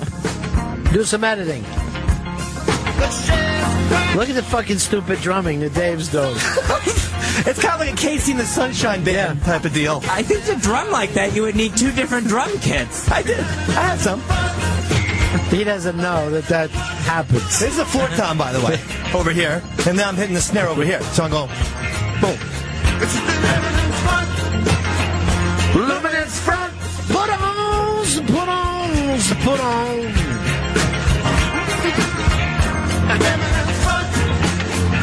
Luminance sucks. Front. Luminance sucks. Luminance sucks. Put on. It's a put on. Why don't we do this? When we take a little break. Great song. Yeah. What more are you going to do? So much better than Rough Boys. Rough Boys is a little gay. I want to bite and kiss you. That was the gay period. You ever hear that song, Rough Boys? No, I don't think I did. Reminds me of you. Fez never would react to the gay stuff back then. Nothing ever offended you with the gay stuff. Fez, did you remember when YNF did the thing for The Who? You weren't there yet, right? No, I wasn't part of that. No. How? So you came in a lot later into the Ron and Ron show than I always think. Yeah. You came in after we were already big and established, right? Yeah. You were already Ron and Ron. Yeah, but I mean, that show had already popped and took off. Yeah, and then there was a lot of things like I just wasn't I wasn't so ingrained with the show yet that I just wasn't part of for a while. So weird. We got to talk about that at some other point if we're going to go, or maybe we already have talked about that. We could have. On where we are in this week. But until you said that, because I remember we had brought The Who out at this show, and like people were going crazy, and the guys from The Who were like, "What's this all about?" They're just supposed to introduce us. Like they don't like if anything happens outside of that. But that also reminds me of this. I had never been a big fan of that song, Eminence Front, and because I thought it was like a little bit of cheap funk. You know what I mean? Mm-hmm. They did that fucking song that night, and they'd given us front row tickets. It was like my favorite song of the night. Up to that point, it had been like my least favorite Who song. But it's also true. You didn't know it then, and you're not understanding now that Pete Townsend honestly did put out an album in the early '80s called "All the Best Cowboys Have Chinese Eyes," and it got zero backlash. Like there was no one offended in 1982, and if you put that out now, everybody'd be furious. It'd be a freak out. Yeah. He'd never be able to work again. That's you heard the song Slit Skirts, I'm sure, the single, right? Yeah, uh-huh. That came off of that album. And I remember always thinking, hey, what a cool title. You know what I mean? Like, rather than saying that all the best cowboys squint, Yeah, it's cool. No, not today. Not in 2015. They'd be furious about it. I want to get back later, Fez. So you say you were involved with the Ron and Ron show, but weren't invited to everything. Right, yeah. Yeah, I remember that Who show, that stadium show. Yeah. Being in town, and I knew you guys were going to do something, but I wasn't any part of that night. Wow. Can you believe that, Chris? Doesn't it seem weird to say? That's really wild. I remember once, and I can't remember what this big event was or why we were on stage with it, but we had this big 95 YNF guitar that all the bands would play. and it just said like, I bet if you put 95 YNF guitar into Google, it'll show up. Well, why don't I just say this? We'll put it up on our Twitter right now so you can see this dumb guitar. Not there at all. It was shaped in the call letters, right? Okay.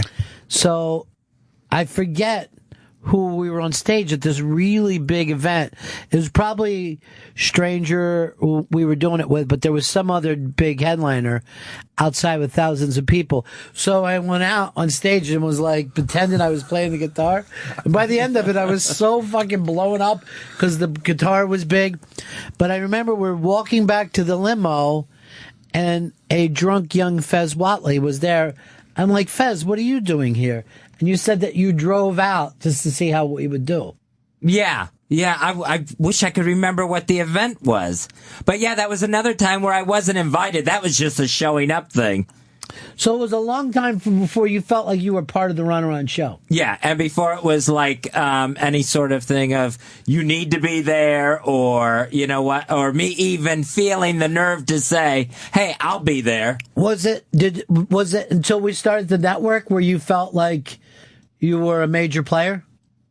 Yeah, I would think so. Yeah. So the entire time of YNF, you never felt like a major player.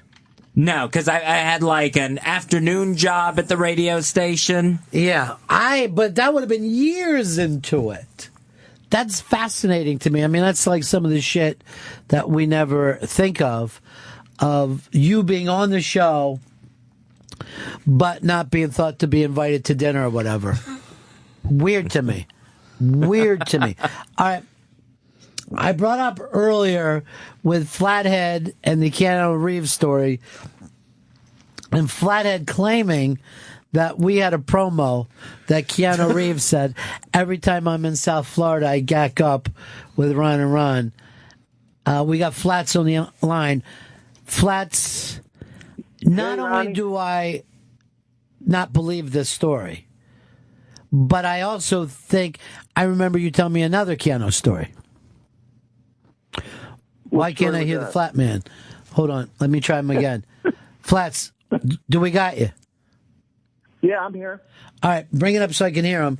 Now, Flats, you tell your version of the Keanu Reeves story. Okay. He came into the studio with two guys from General Hospital. They had a band called Dog Star, and they were playing at the Edge that night, opening for Weezer. And so we went to break, and you and I were headed to the production room, and Keanu said, "Where are you going?" And I said, "Coffee break." He said, "What kind of coffee?" And I said, "You know." And he goes, "Can I go?" So when you were already back there, I came in, and he was behind me, and you looked at me. I shrugged my shoulders, put out 3 rails, and then we went back outside, and the guy says, "Where were you?" And he goes, I went for a coffee break. The guys go, "What kind of coffee?" He goes, "You know."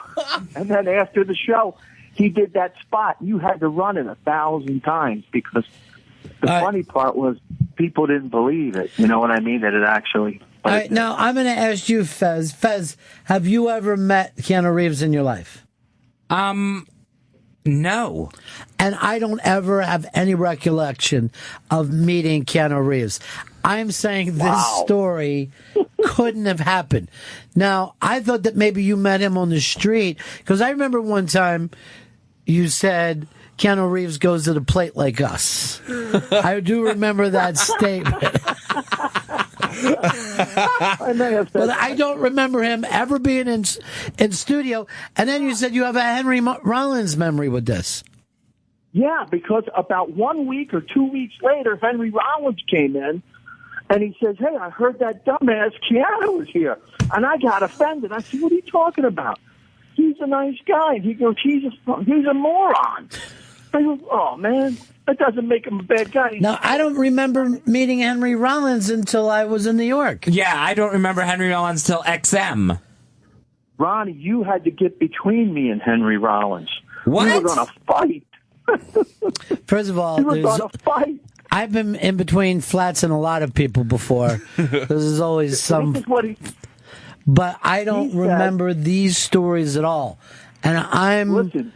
Look, I know that my memory from a lot of the South Florida, mid Florida, and northern Florida is a little hazy. But I think I remember Keanu Reeves. And it would be easy to remember. Ron had to step in between a fight between Flathead and Henry Rollins over Keanu Reeves. It would not be easy for me to remember. It might be easy. I will always use you for that memory. But these are cloudy times for me. Well, fog of war, if you will. When Henry was going live, he wanted to talk about his spoken word tour and the fact that he turned down $1 million endorsement deal in Japan. And when you asked him why, he said, because I don't believe in alcohol, what it does to people. And I said to him, well, I used to listen to Black Flag, and all your songs are about violence. Do you believe in violence? And he came after me, and you had to get in between us. Cloudy. Yeah, it was really, really funny. I mean, it was punches being thrown and fuck you, no, fuck you. It was Jesus, man. Shit. See, this is why I hate looking back, because I can see how much I either missed or never happened and should have happened. Either way. Yeah, it seems like the Miami days are the lost tapes or something. There are a lot of lost time, but any time that I was with Flat is fairly lost. Yeah, right. Like the David Bowie concert when the lesbian wanted to fight me. Again? A lot of fights. Yeah. Anytime that you go out, let me just tell you this. Anytime that you go out with Flats, it lasts 48 hours longer than you thought, minimum. You know what I mean? Yeah. Like, if you go out, like Flat says, let's go out to dinner on a Friday night. Around Tuesday, you're saying, seriously, Flat, I think, we ought to just wrap this up. I know that you're waiting for this other guy to answer, but we're into this deep. And then there is something about Flat that he, like, if you like him, you're like, that's funny, Flat. But if you haven't met him, you're like, that's really insulting, Flat. Like the baseball game? Oh, no. Remember when I smacked the ball out of the girl's hands in the wheelchair and didn't know it? I don't remember any of this. You don't? It's all kind of weird. We went to the Reds Marlins game, and our seats were down on the field. We had to go through the Reds bullpen to get to our seats. And we went to the bathroom, and when we came back, we were walking down the steps. And one of the bullpen guys threw a ball. And I thought it was going to hit us, and I smacked it down and kept walking. We went to our seat, and all these people are booing. And you looked at me and said, do you know what you just did? And I said, no. What? He goes, look at the big screen. There I am knocking the ball down. The guy's throwing a ball to the father of this little girl in a wheelchair. And I'm stunned. And he goes, everybody hates you. And I can't say a word. And you said, Flat, it's the first time I've ever seen you speechless. These are always Curb Your Enthusiasm minutes. Yeah. Like, if these stories got written up. All right, so Flat claims that story's true. I have zero recollection, like, about a lot of shit. And Fez, you don't recall it at all. I don't recall that. I don't recall the gacked up promo. And he claims that we ran for a long time. I'm Keanu Reeves, and when I'm in South Florida, I gack up with Ron and Ron. You don't remember that at all? I don't remember Keanu being in the studio for an interview or going into the production room, obviously. Yeah. This is why when people ask me to write books and shit, I'm like, I can't really do it properly. And this would have been post-Speed Keanu? Like, he would have already been like a big... Oh, yeah. It would have been about the same time. When Dog Star came out, it was like 95, 96. So he's got this little band that, he's taking out on the road. But everyone's there to see Keanu Reeves. But he was just standing in the background, letting somebody else sing. But girls were just, showing up from everywhere. He was extremely nice. No, he's a great guy. Everybody knows that. Yeah. He's a lovable That's guy. what I Good remember. stories You know, about fuck Keanu. Henry Rollins. Henry Rollins to me is brilliant, you know? And the fact that he didn't take Flat down kind of disappoints me. And he had a Yeah, problem with no, Eastside it Dave, was, too. Yeah, Eastside Dave, that's right. So Henry Rollins comes in and does the show. And for some reason, Eastside Dave tries to put headphones on his head while he's sitting there, and he grabbed Dave's hand, wrist really hard. And Dave bitched about it for a month. Yeah, he's a little aggressive, Henry. Well, you know, I mean, you're going to work out all the time. I'm sure you want to use it. Sure. Yeah, it was really funny. All right, Flats, thanks for that update. Okay, Ronnie. Where do you think we're going to end up next? Where you're going to end up next? Yeah. If you had to bet. I would bet. I would bet you'll probably be on terrestrial radio. Ooh. Maybe Clear Channel takes a second run at you, syndicates it, and then you get a half-hour TV show like Artie Lang and Nick Flats is Apollo going had. in deep for this. Flats should really be my new management company. Hey, I'm negotiating a deal right now with Nicholas Steele, the Minister of Finance and International Business from Grenada.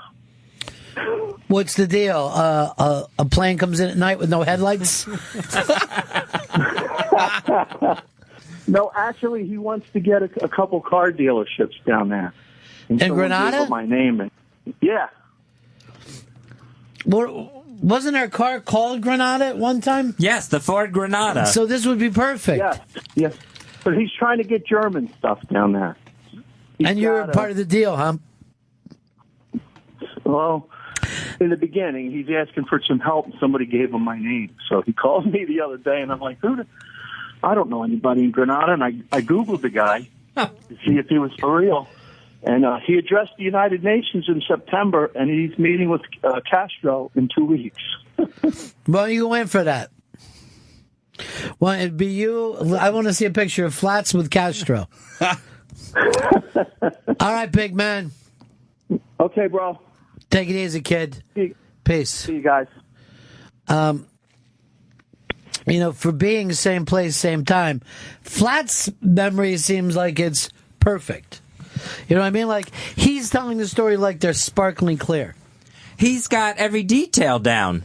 Now, I can't even remember where the production room was in Miami at those studios. I can't remember shit about that either. I know that they used to have a gate that they would have to close sometimes if shit came up, and I forget why that they were mad. We had a station in Miami, but I'm broadcasting out of Tampa, and I was doing some kind of funny Spanish bit. I don't remember who I was making fun of. Could have been Cubans, could have been, whatever, refugees. But whatever it was, the station called and said that they had to close this gate around the Miami station because these people had shown up all upset. And they said it looked like some kind of coup that takes place in South America. There's always this thing in radio where you can turn it over fast, where you can end up in trouble fast. I don't remember that. Now, I do remember one time being at a ball game down there, and there was some, special needs kid. And he's wearing, a Marlins shirt, Marlins hat. He's got a Marlins pennant with him, Marlins pants. Socks are all done that way. And he had, I don't know, thrown out the first ball or whatever, and he's walking around. And I'll just say, I don't remember his name. It was Todd, right? Okay. So, and then Flats goes like this to him. Hey, Todd, what team you like? He's just decked out Marlins gear, right? And Todd's like, Marlins! And Flats is like, who? Marlins! Where do they play? Right here! I'm like, please don't do this, dude. I just want to sit down smoked a cigar while I'm in my seat. He was curious, though.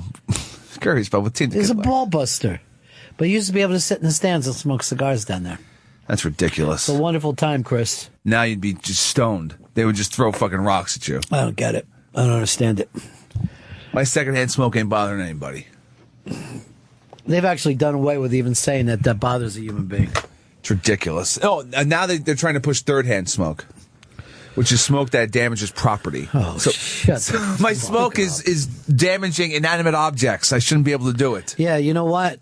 The lack of secondhand smoke is making penises turn into vaginas. How's that sound? Does that bother anybody? Everyone's transitioning, apparently. Not that a vagina is worse than a penis. They're all great. Every genital is fantastic. It's Ron and Fez looking back. Head on over and play the Ron and Fez supporting cast. Is Flathead in there at all? I will put Flathead in, and I guess maybe a question about Keanu Reeves. You're going to put him in, which means we've been plugging it all day, and yet it still doesn't exist. That's a fucking Matrix meets Inception moment. I think it's something like where it's like in the zeitgeist, and if you think about it, it'll update. That's what I feel. All right, this is a call from Mitch Walters. Flats is right. I remember the whole goddamn thing. I locked up a party package, and I was sitting there. Sam had come in, and he was with Dice Man. And party package. Can I just get $785 to you until fucking Tuesday? And when that comes in, boom, everything's straightened out.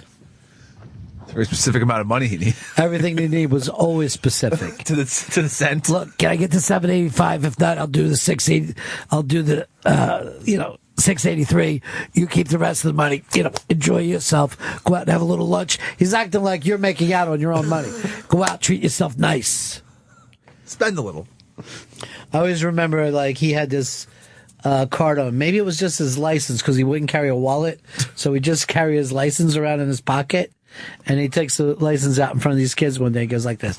You see this? This will get you in any door in the city. What? Yeah. It was the funniest shit. That's great. Keep it down. One of us is over here with a 22-year-old fucking hot chick who's fucking going crazy. He would call you on your phone. And just give you these. Yeah. Sorry if you haven't heard from me. This fucking girl just went around the world.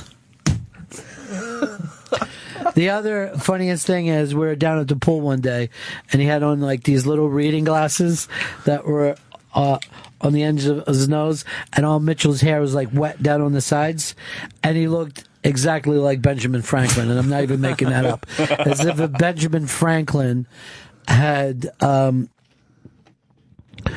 just appeared out of nowhere. So, Fez, we're doing just Ron and Fez side characters. There's not going to be 30 Days on the Rock. That's not going to exist as part of this. No, just Ron and Fez side characters. The supporting cast. Now that your career is at an end, and I want you to really think about this before you answer. Did you have more fun on the Ron and Fez show or on the Ron and Ron show? I had more fun on the Ron and Fez show. Really? Yeah. How come? I don't know. It just seemed so much. I mean, I'm putting this the wrong way. No, you're doing it perfectly. These are your words. Yeah. I don't know. There was just some sort of. I mean, both shows were I see as wild, but there was bonding with more people with the Ron and Fez show. All the people that you eventually ended up fighting with? Oh, yeah, all of them. Yeah. But you enjoyed the bonding while it lasted before it turned angry. Right, yeah. Chris, was it crazy for you to hear that there was a time where Fez hung around for years and wasn't in the center? That's mind-blowing. He was just a producer? But that was... Yeah, first he was intern. When there was no such things as interns. Right, that was just something to call it. I think. We never hired interns back then, though. No. We used to hire employees. We had a very big staff. But Fez would stand in the hall and he used to cut out. It was before the internet, so we would cut out little pieces of the show that he thought would, be cool, and just anything out of the newspaper, like a wacky story, like a guy getting his dick chewed off or whatever. And most of that stuff never even got on the air, right? I mean, we weren't very topical in those days. It was more about who we were bringing in. At no time did you get discouraged, though, Fez? There was one time when you didn't come in and I came in. I don't even know why you weren't there that day. Oh, I know this story. I had the flu. Yeah, and I was there with Diaz, and Diaz didn't want me in the studio, and I thought maybe I just shouldn't come back. Now, I'm not helping out, obviously. I got very discouraged that one time. You said he said that you were looking at him or something, and then he shut the door of the studio? Yeah, it was one of those things. Why is this guy staring at me? I don't even think he said guy. It might have been weirdo or something along those lines. And I remember, because I was sick for a couple of days, and I came back, and I'm like, where's Fez? And they're like, I don't know, he's not around. And then I saw you sometime later. I go, where have you been? You just lost interest? And you're like, no, nobody wants me there. And I said, come on back. That's how quick we would have not, not have been doing the Ron and Fez show later. Isn't that strange? It's really weird, because just one comment when you weren't there. Yeah. And that almost shattered everything. That's nuts. Yeah. And that's why, I always talk to either interns or young producers. Like, a lot of them just expect to get a lot of mic time right away, or, I tried something and it didn't work. And I'm always like, I don't think you get what it normally takes, to be part of a show. Most things aren't going to work. Yeah, I mean, you really have to go, you fail at most things. We had those TV guys in the other day. They work so much harder at making something funny than radio guys. Radio guys just let's throw shit at the wall. And TV guys will work on a 3-minute sketch for days. Just sitting in that writer's room for hours and hours and hours, 16 hours a day or whatever. Yeah, and radio guys will give a 3-minute sketch 2 minutes. As a matter of fact, I don't think, in all the years that we would do sketches and shit, Fez, I don't think we've ever done one-throughs. You know what I mean? We always expect it the first take to work, and then we'd leave. And if you go back on it, just think if you would have worked on the timing a little more, Maybe that's the thing to think about in the future, Chris. Yeah. Okay? Yeah. Try to get yourself in the writer's room mode. Writer's room. Like, you should be rewriting up all those things happen with Flathead. Okay, I see. So out of all the rumors going around about what I'm gonna do next, Flats has me down for a Clear Channel run, and then a half-hour TV show with Artie Lang. I didn't see the Artie Lang thing coming in, but that's what Flats saw. Fez hasn't asked me one question about it, and as a matter of fact, I got a lot of letters about this, Fez, and I don't want you to take it the wrong way, but you already look like you are. I don't know.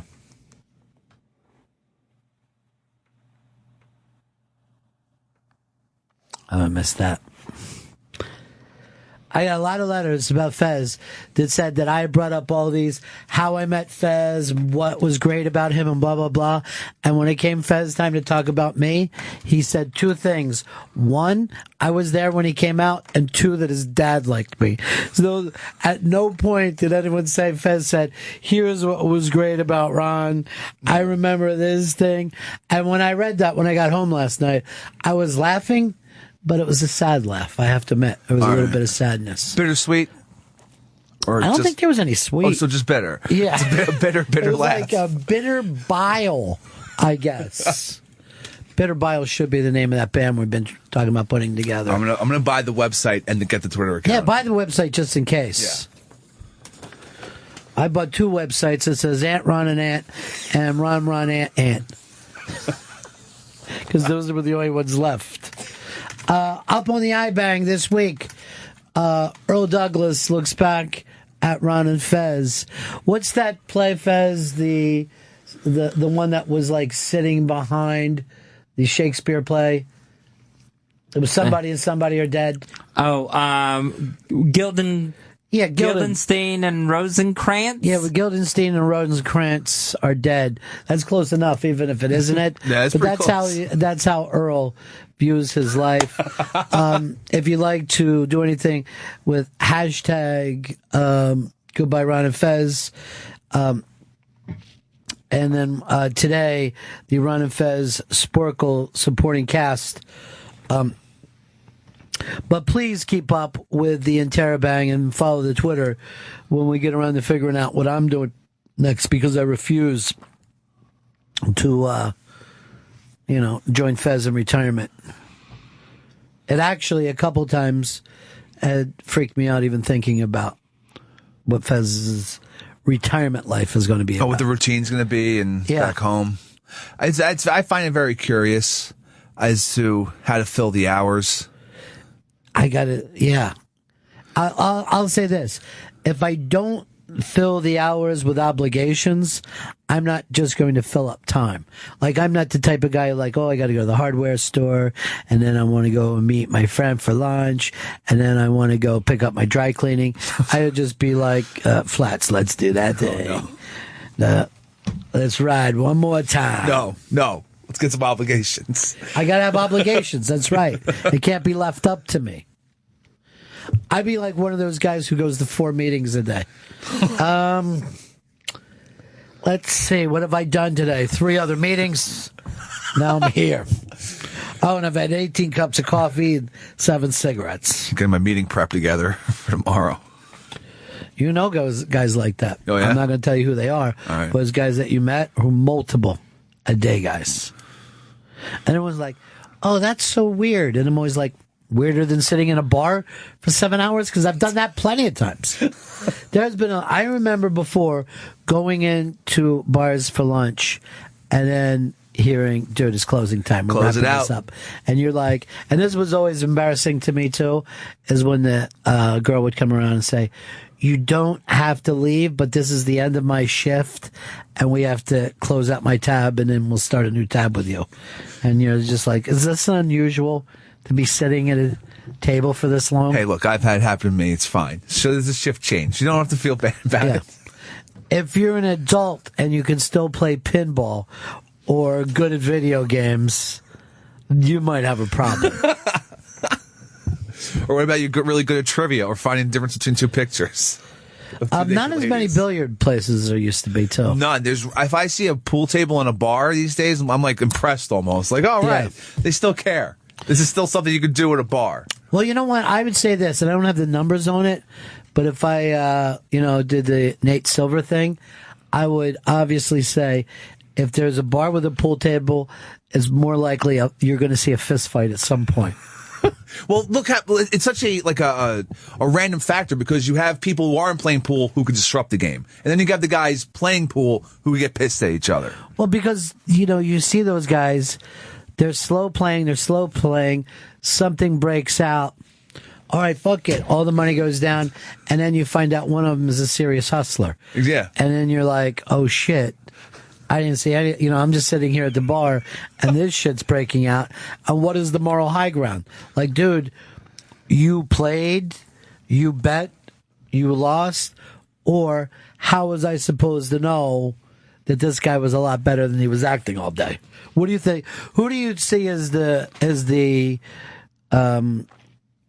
whose side would you be on if they did bar juries? A bar jury, I'd be on the side of the hustler because look, that if you're going into to play a game of pool and you're betting money, you've already everything's out the window. Now it's just that's how it is. So even $5 game I stink, $5 game I stink, $5 game I stink, $5 game I stink, $500 game.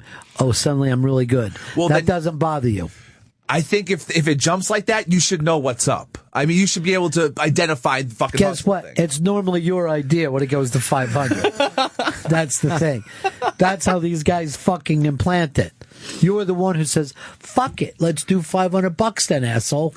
Perfect. And then all of a sudden, let me go to the ATM. Well, next thing you know, you're playing. Fucking guy puts Werewolves of London on, and he's just spinning a cue over his head. Son of a bitch. Yeah. By the way, there is something so hateable about Tom Cruise in that movie. Oh, because he's a cocky dick. Especially, like, that's the best scene in that movie when he throws that song on. But even when he's my hair is perfect. Yeah. And then he puts his hands through his fucking hair. Yeah. I want to throw something through a television. That is the perfect cocky scene. But here's the other thing about him. He's also slack-jawed. So, like, he's cocky and stupid. Like, it's one of those things where Paul Newman knows something, his chick knows something, and he's like, what? And he knows he's dumb. You know what I mean? Like, I couldn't live in a world where I kept thinking, I'm the dumbest guy in the room, and everyone's laughing at me. He needed Paul, okay, to get over. It would be like if we hung out with physicists, you know? What's that about black holes? Where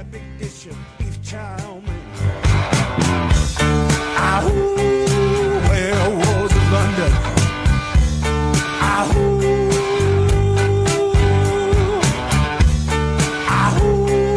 Where was London? You know, here's the funny thing about Warren Zevon. He gets no play until he does, and then that's overplayed. Really weird. He has so many good fucking songs. What's your favorite French Inhaler? No, not French Inhaler. You don't like that song? I like it, but I like Poor Poor Pitiful Me is a great song. That's something I found myself listening over and over again. The Ronstadt version? No, the Warren Zevon version. Okay. And I really like his cover of Back in the High Life again. I know you do. Why is that? I don't know. It's a great cover. Because you know why? What? It doesn't sound true. Like when Stevie Winwood is singing it, it sounds true. When Warren's singing it, it sounds like Barfly. Yeah, it's like almost sad. Oh, I find it to be a very sad song. Like when Tom Waits sings Over the Rainbow. I'll be weak-kneed and like a little choked up. Like that poor bastard. He needs to go over the rainbow. Get him over. Or Somewhere. Tom Waits will do the Somewhere from West Side Story. And it just breaks your heart. Play that for a second. By the way, we're not looking back at all, and we should be, Fez. Flathead derailed us. Yeah, thanks, Flathead. Sometimes he rails you, sometimes he derails you. And we do have to break one more time in today's show. Well, why don't we throw it this Somewhere song by Tom Waits into the break, and then we'll come back and do some more stuff. Oh, it takes you a long time before you hear him sing it, too. But this is also a little heartbreaking.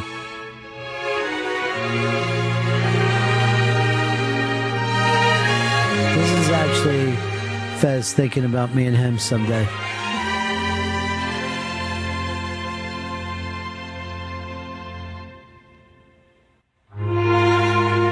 That chord alone broke my heart a little bit.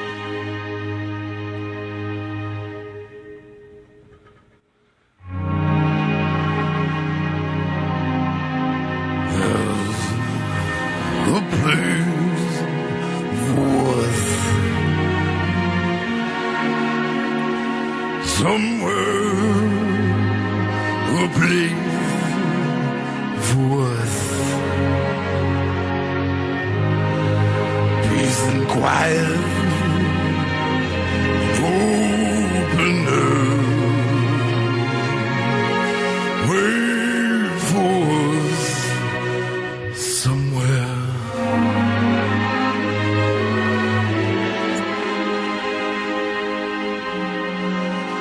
There's a time worth someday, a time worth time together, a time to spare, time to learn, time to care. Someday,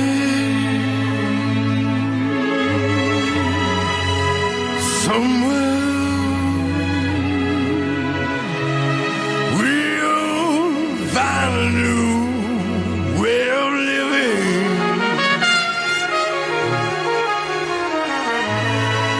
We'll find a way of forgiving. Somewhere.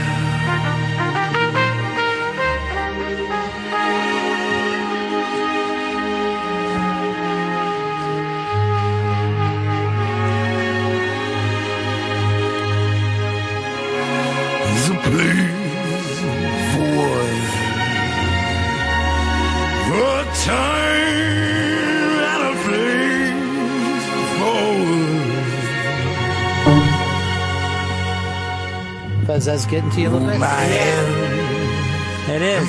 I've never heard this before. That's because it's a song. But for being a guy who doesn't like music, Fez has been crying every song for a while now. Maybe you love music. Maybe I love it too much and I can't take it. Somehow,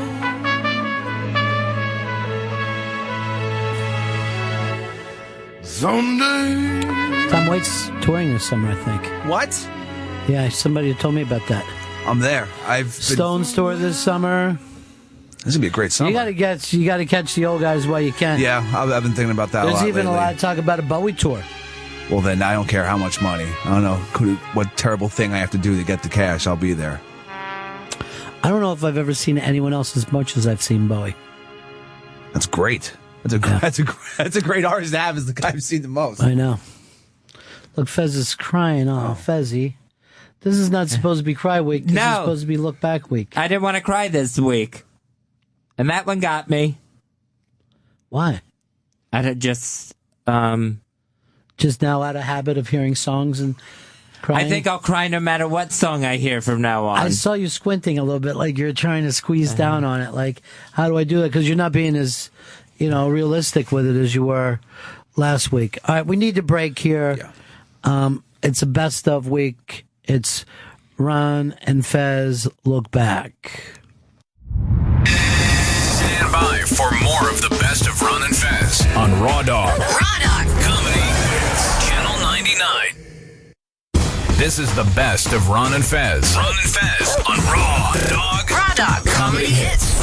Channel 99.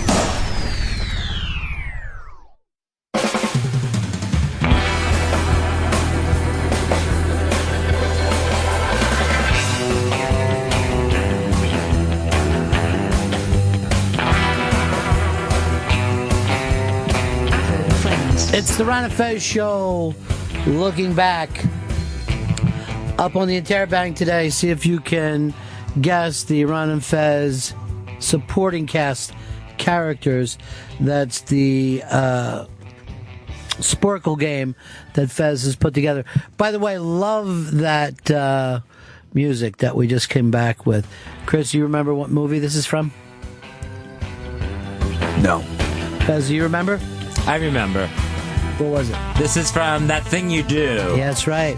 This was the scene where they were racing the horse and acting like they were swimming across the United States map. It's really a nice little piece. We brought up something a little earlier in looking back, and that's Chris's best friend in the whole world, Bronx Johnny, when he was with us. Yeah, he was an intern. He was an intern the semester before I first interned. And then he and I hit it off very well. And then he came up with a segment called Sextravaganza. What do you have in common? That you guys smoke weed? We smoke weed. We enjoy drinks. We enjoy the Ron and Fez show. We're both interns. We hit it off very well. He has never called me by my name. He only calls me one word, boss. Hey, boss. What are you doing, boss? All right. Yeah, man, I was talking to that girl. She's kind of fucked up from what happened to her. He's always got some weird friend thing going on with a girl we know. There's a lot of drama. He brings in drama. Yeah, he's involved in the other girl's drama. She's breaking up with her, boyfriend. He's been saying some shit. He going around saying he's going to fuck her up. So I'm going to sleep on her front porch tonight. Make sure she's cool. That is so fucking true. I can't explain to everyone listening how true that is. I've had phone calls and conversations with a fucking guy where that happens. And it's like, yeah, remember that chick, man? Yeah. And it was always like somebody I met at, like a bar gig or something, but he, years before, and then he stays involved with her. She tried to kill herself last night, man, so she bet. I went over to the house. I fucking threw all the pills in the toilet. Like, what? Yeah, the girl that we met at that bar that night? Oh, she was great. She should have kept up with her. Yeah, she got her kid. Something fucked up with his brain, so I've been driving him back and forth to school. Like, why, man? What are you talking about, Bronx Johnny? Good man. He's a good man. He knew more about porn and took it more seriously than anyone I ever met before. And Sex Extravaganza got big for two reasons. Number one, just the whole idea is hysterical. But B, his intro music became probably bigger than the gig. Oh, yeah, 100%. It was Jungle Fever by the Shakachas. It's really, really a strong, strong song. So this is set up from the old XM days, and it's our own Bronx Johnny.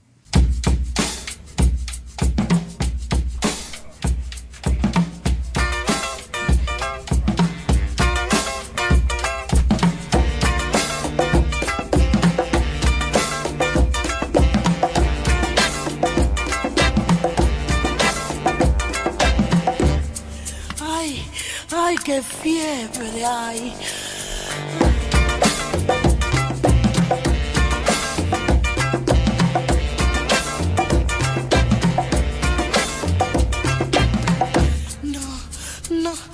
No, ay. What's going on, buddies? Hey, Bronx Johnny, is it already that time? Already time for another Sex Extravaganza? Yeah. Yeah. Usually I'm in a better mood, but today's kind of a little bit of a sad day considering the genre of the film I'm reviewing. Today's selection is called My Girlfriend's Cock Number 2. Uh-huh. And it's basically tranny porn. Right. But the sad thing about the flick is they made no effort to look like girls. Right. They were just, they were straight up like men with fucking wigs on. It wasn't even funny. All right, so My Girlfriend's Cock Number 2.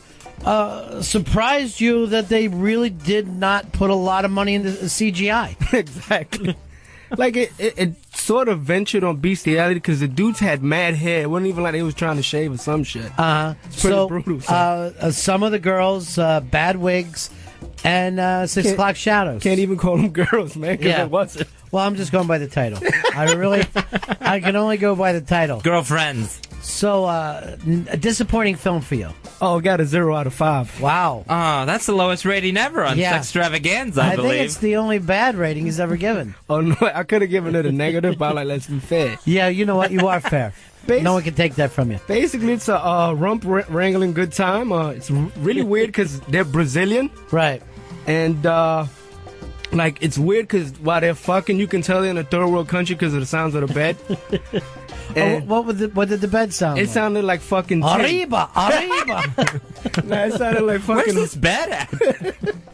But, and it's really fucked up because at one point I had to shut it off while I was still recording. Oh. I had it in the headphones, and they sounded like Al Leiter pitching back in the day. It was just straight up grunt, like, ah!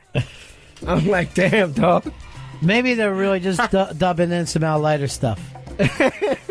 I'm gonna be real though, I don't recommend this for anybody. Wow. Even if you're all gay, and I got no problem with gay people, that's why I reviewed the flick, just to show I'm not a homophobe. Right. You're doing a great job. And you know, Fez, you're even doing a better job than him. Thank you. Yeah. I love the gays. I have an actual word of the day today. It's called tummy sticks. Uh-huh. I don't know this one. Tummy sticks is a situation in which two erect men cuddle closely and face to face, causing their two erect penises to push upwards between their stomachs, or tummies. Yeah. Sticks combined with tummies, hence the name tummy sticks. Tummy sticks. Tummy sticks. All right. I have clips. That was originally Styx' name, that band. You got clips today? Yeah, we got clips. If you're in your office, please turn your headphones down. Yeah. Turn your headphones down unless you probably sell marmalades, and then crank it up. It's My Girlfriend's Cock 2. Yeah. And we'll listen to some tummy sticks. This poor guy doesn't know what's expecting him. All right, I don't know if I can hear anymore. This poor guy. You know, there are tons of films that you could review. That's the only gay porn we had in the office. We don't got fucking food here, but we got gay porn. All right. So it's up to you. Whatever happens to be lying around in the office, that's what gets reviewed. Yeah. You got more clips for us? Yeah, I got like 3 more. Yeah, all right. Let's hear. Ai, gostoso. Ai, fuck me. Fuck my yes. Fode, vai, seu cachorro. Fode. Vai, fode. All right. That's, I don't know if I can keep going with this. By the way, Flea has pulled his shirt up and is touching his nipples. So I don't know. Maybe tummy sticks is becoming bigger than we ever thought. More? Yeah, we got two now, more. what is happening in the action right now? Set us up a little bit. Well, the dude right there that was getting banged, he had on a red wig, and he tried to look like a woman, but I don't know if you watch wrestling. Dave Bautista has like a stripe going down his chin. Yeah. He had like a Bautista stripe going down his fucking chin. So basically, this is more for Batista fans. But basically, if you're into shit like that, I guess. Yeah. The animal. Here's the third clip where they're semi-Greco-Roman wrestling, I guess. Oh my God. Fuck my head. Oh. Oh my God. Oh yes. Oh yes. I think Liberace would be turned off right now. I don't think Boy George could even enjoy this. And then the last clip is where you actually get to hear the bed a little bit. It sounds like fucking thunder hitting the side of a house. All right, let's take a listen to the Brazilian bed springs. That's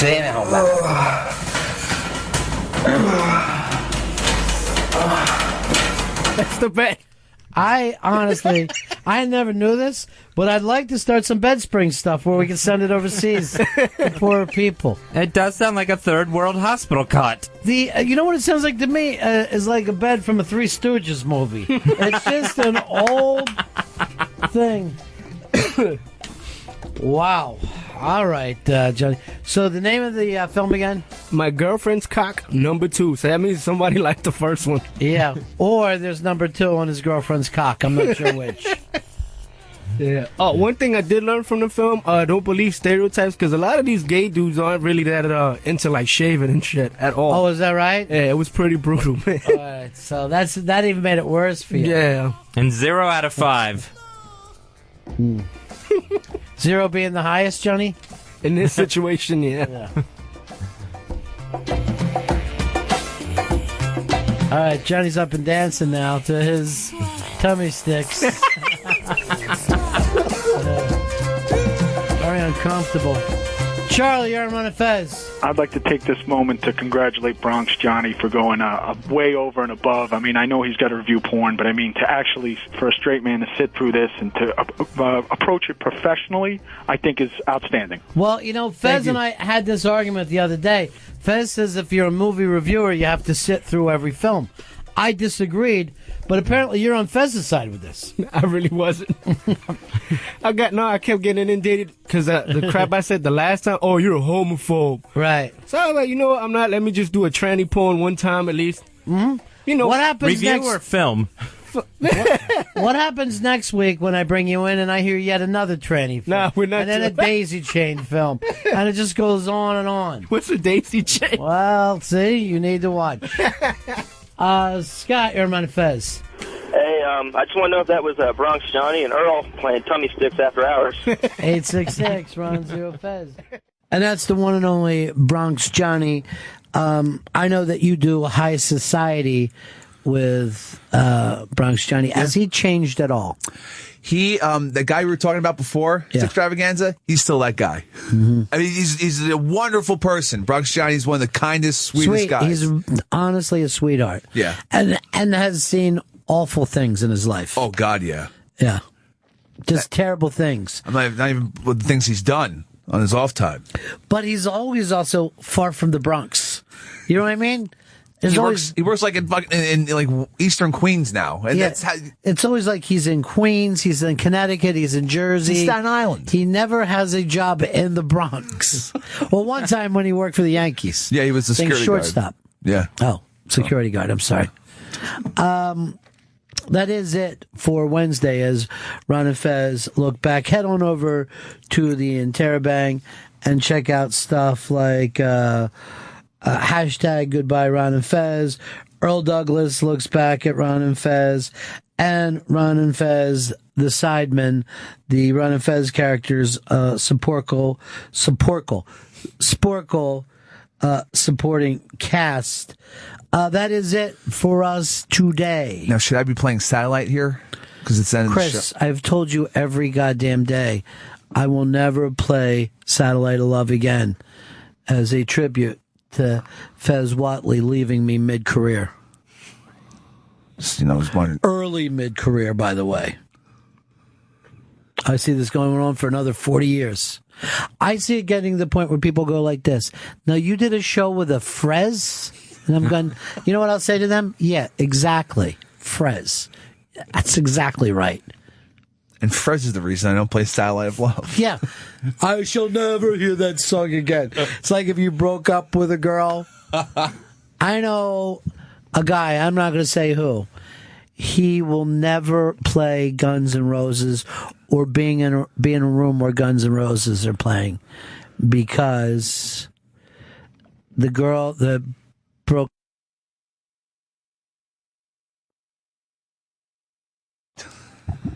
So that's it for him. He felt like she changed with all that Guns N' Roses shit that she got into. That's fine. I mean, there's just the 2 albums, really. So what song do we end with now? I was thinking Patience by Guns N' Roses. Might be like the perfect, new ending song. And just a little part. Axl or Diamond Dave, whose voice gave up the most? Ah, man. Just hearing Dave last week. No, it's still Axl. It's still Axl. All right. Dave he's still stronger than Axl was. Well, this is the official ending song now. Patience.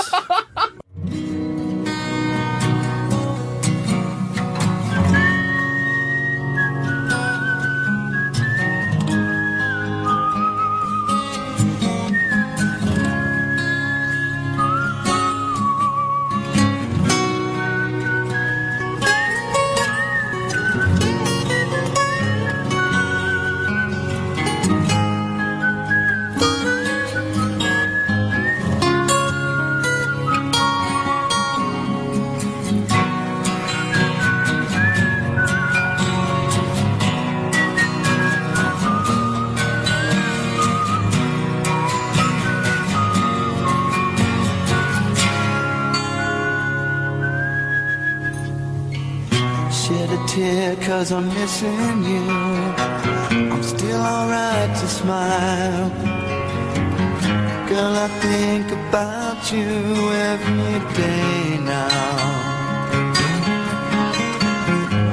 Was a time when I wasn't sure, but you set my mind at ease.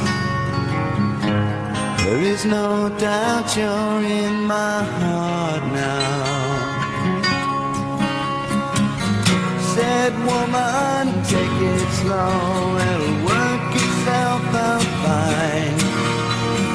All we need is just a little patience.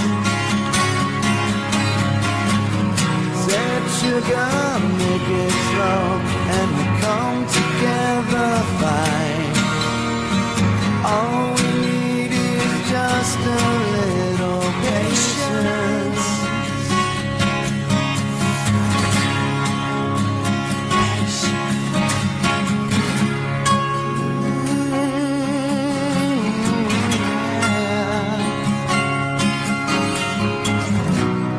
Sit here on the stairs, cause I'd rather be alone. If I can't have you right now, I'll wait, dear.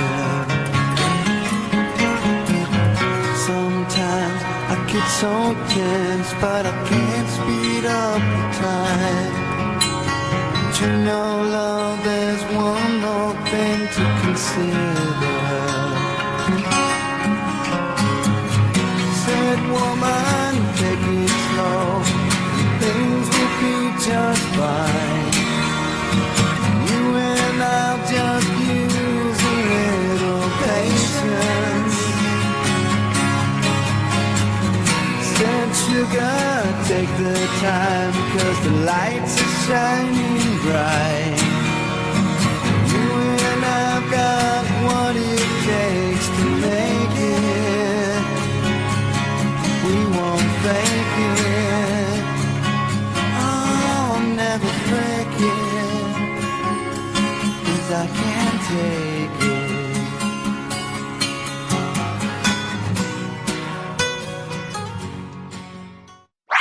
Hits. This is the best of Ron and Fez. On Raw Dog. Comedy Hits.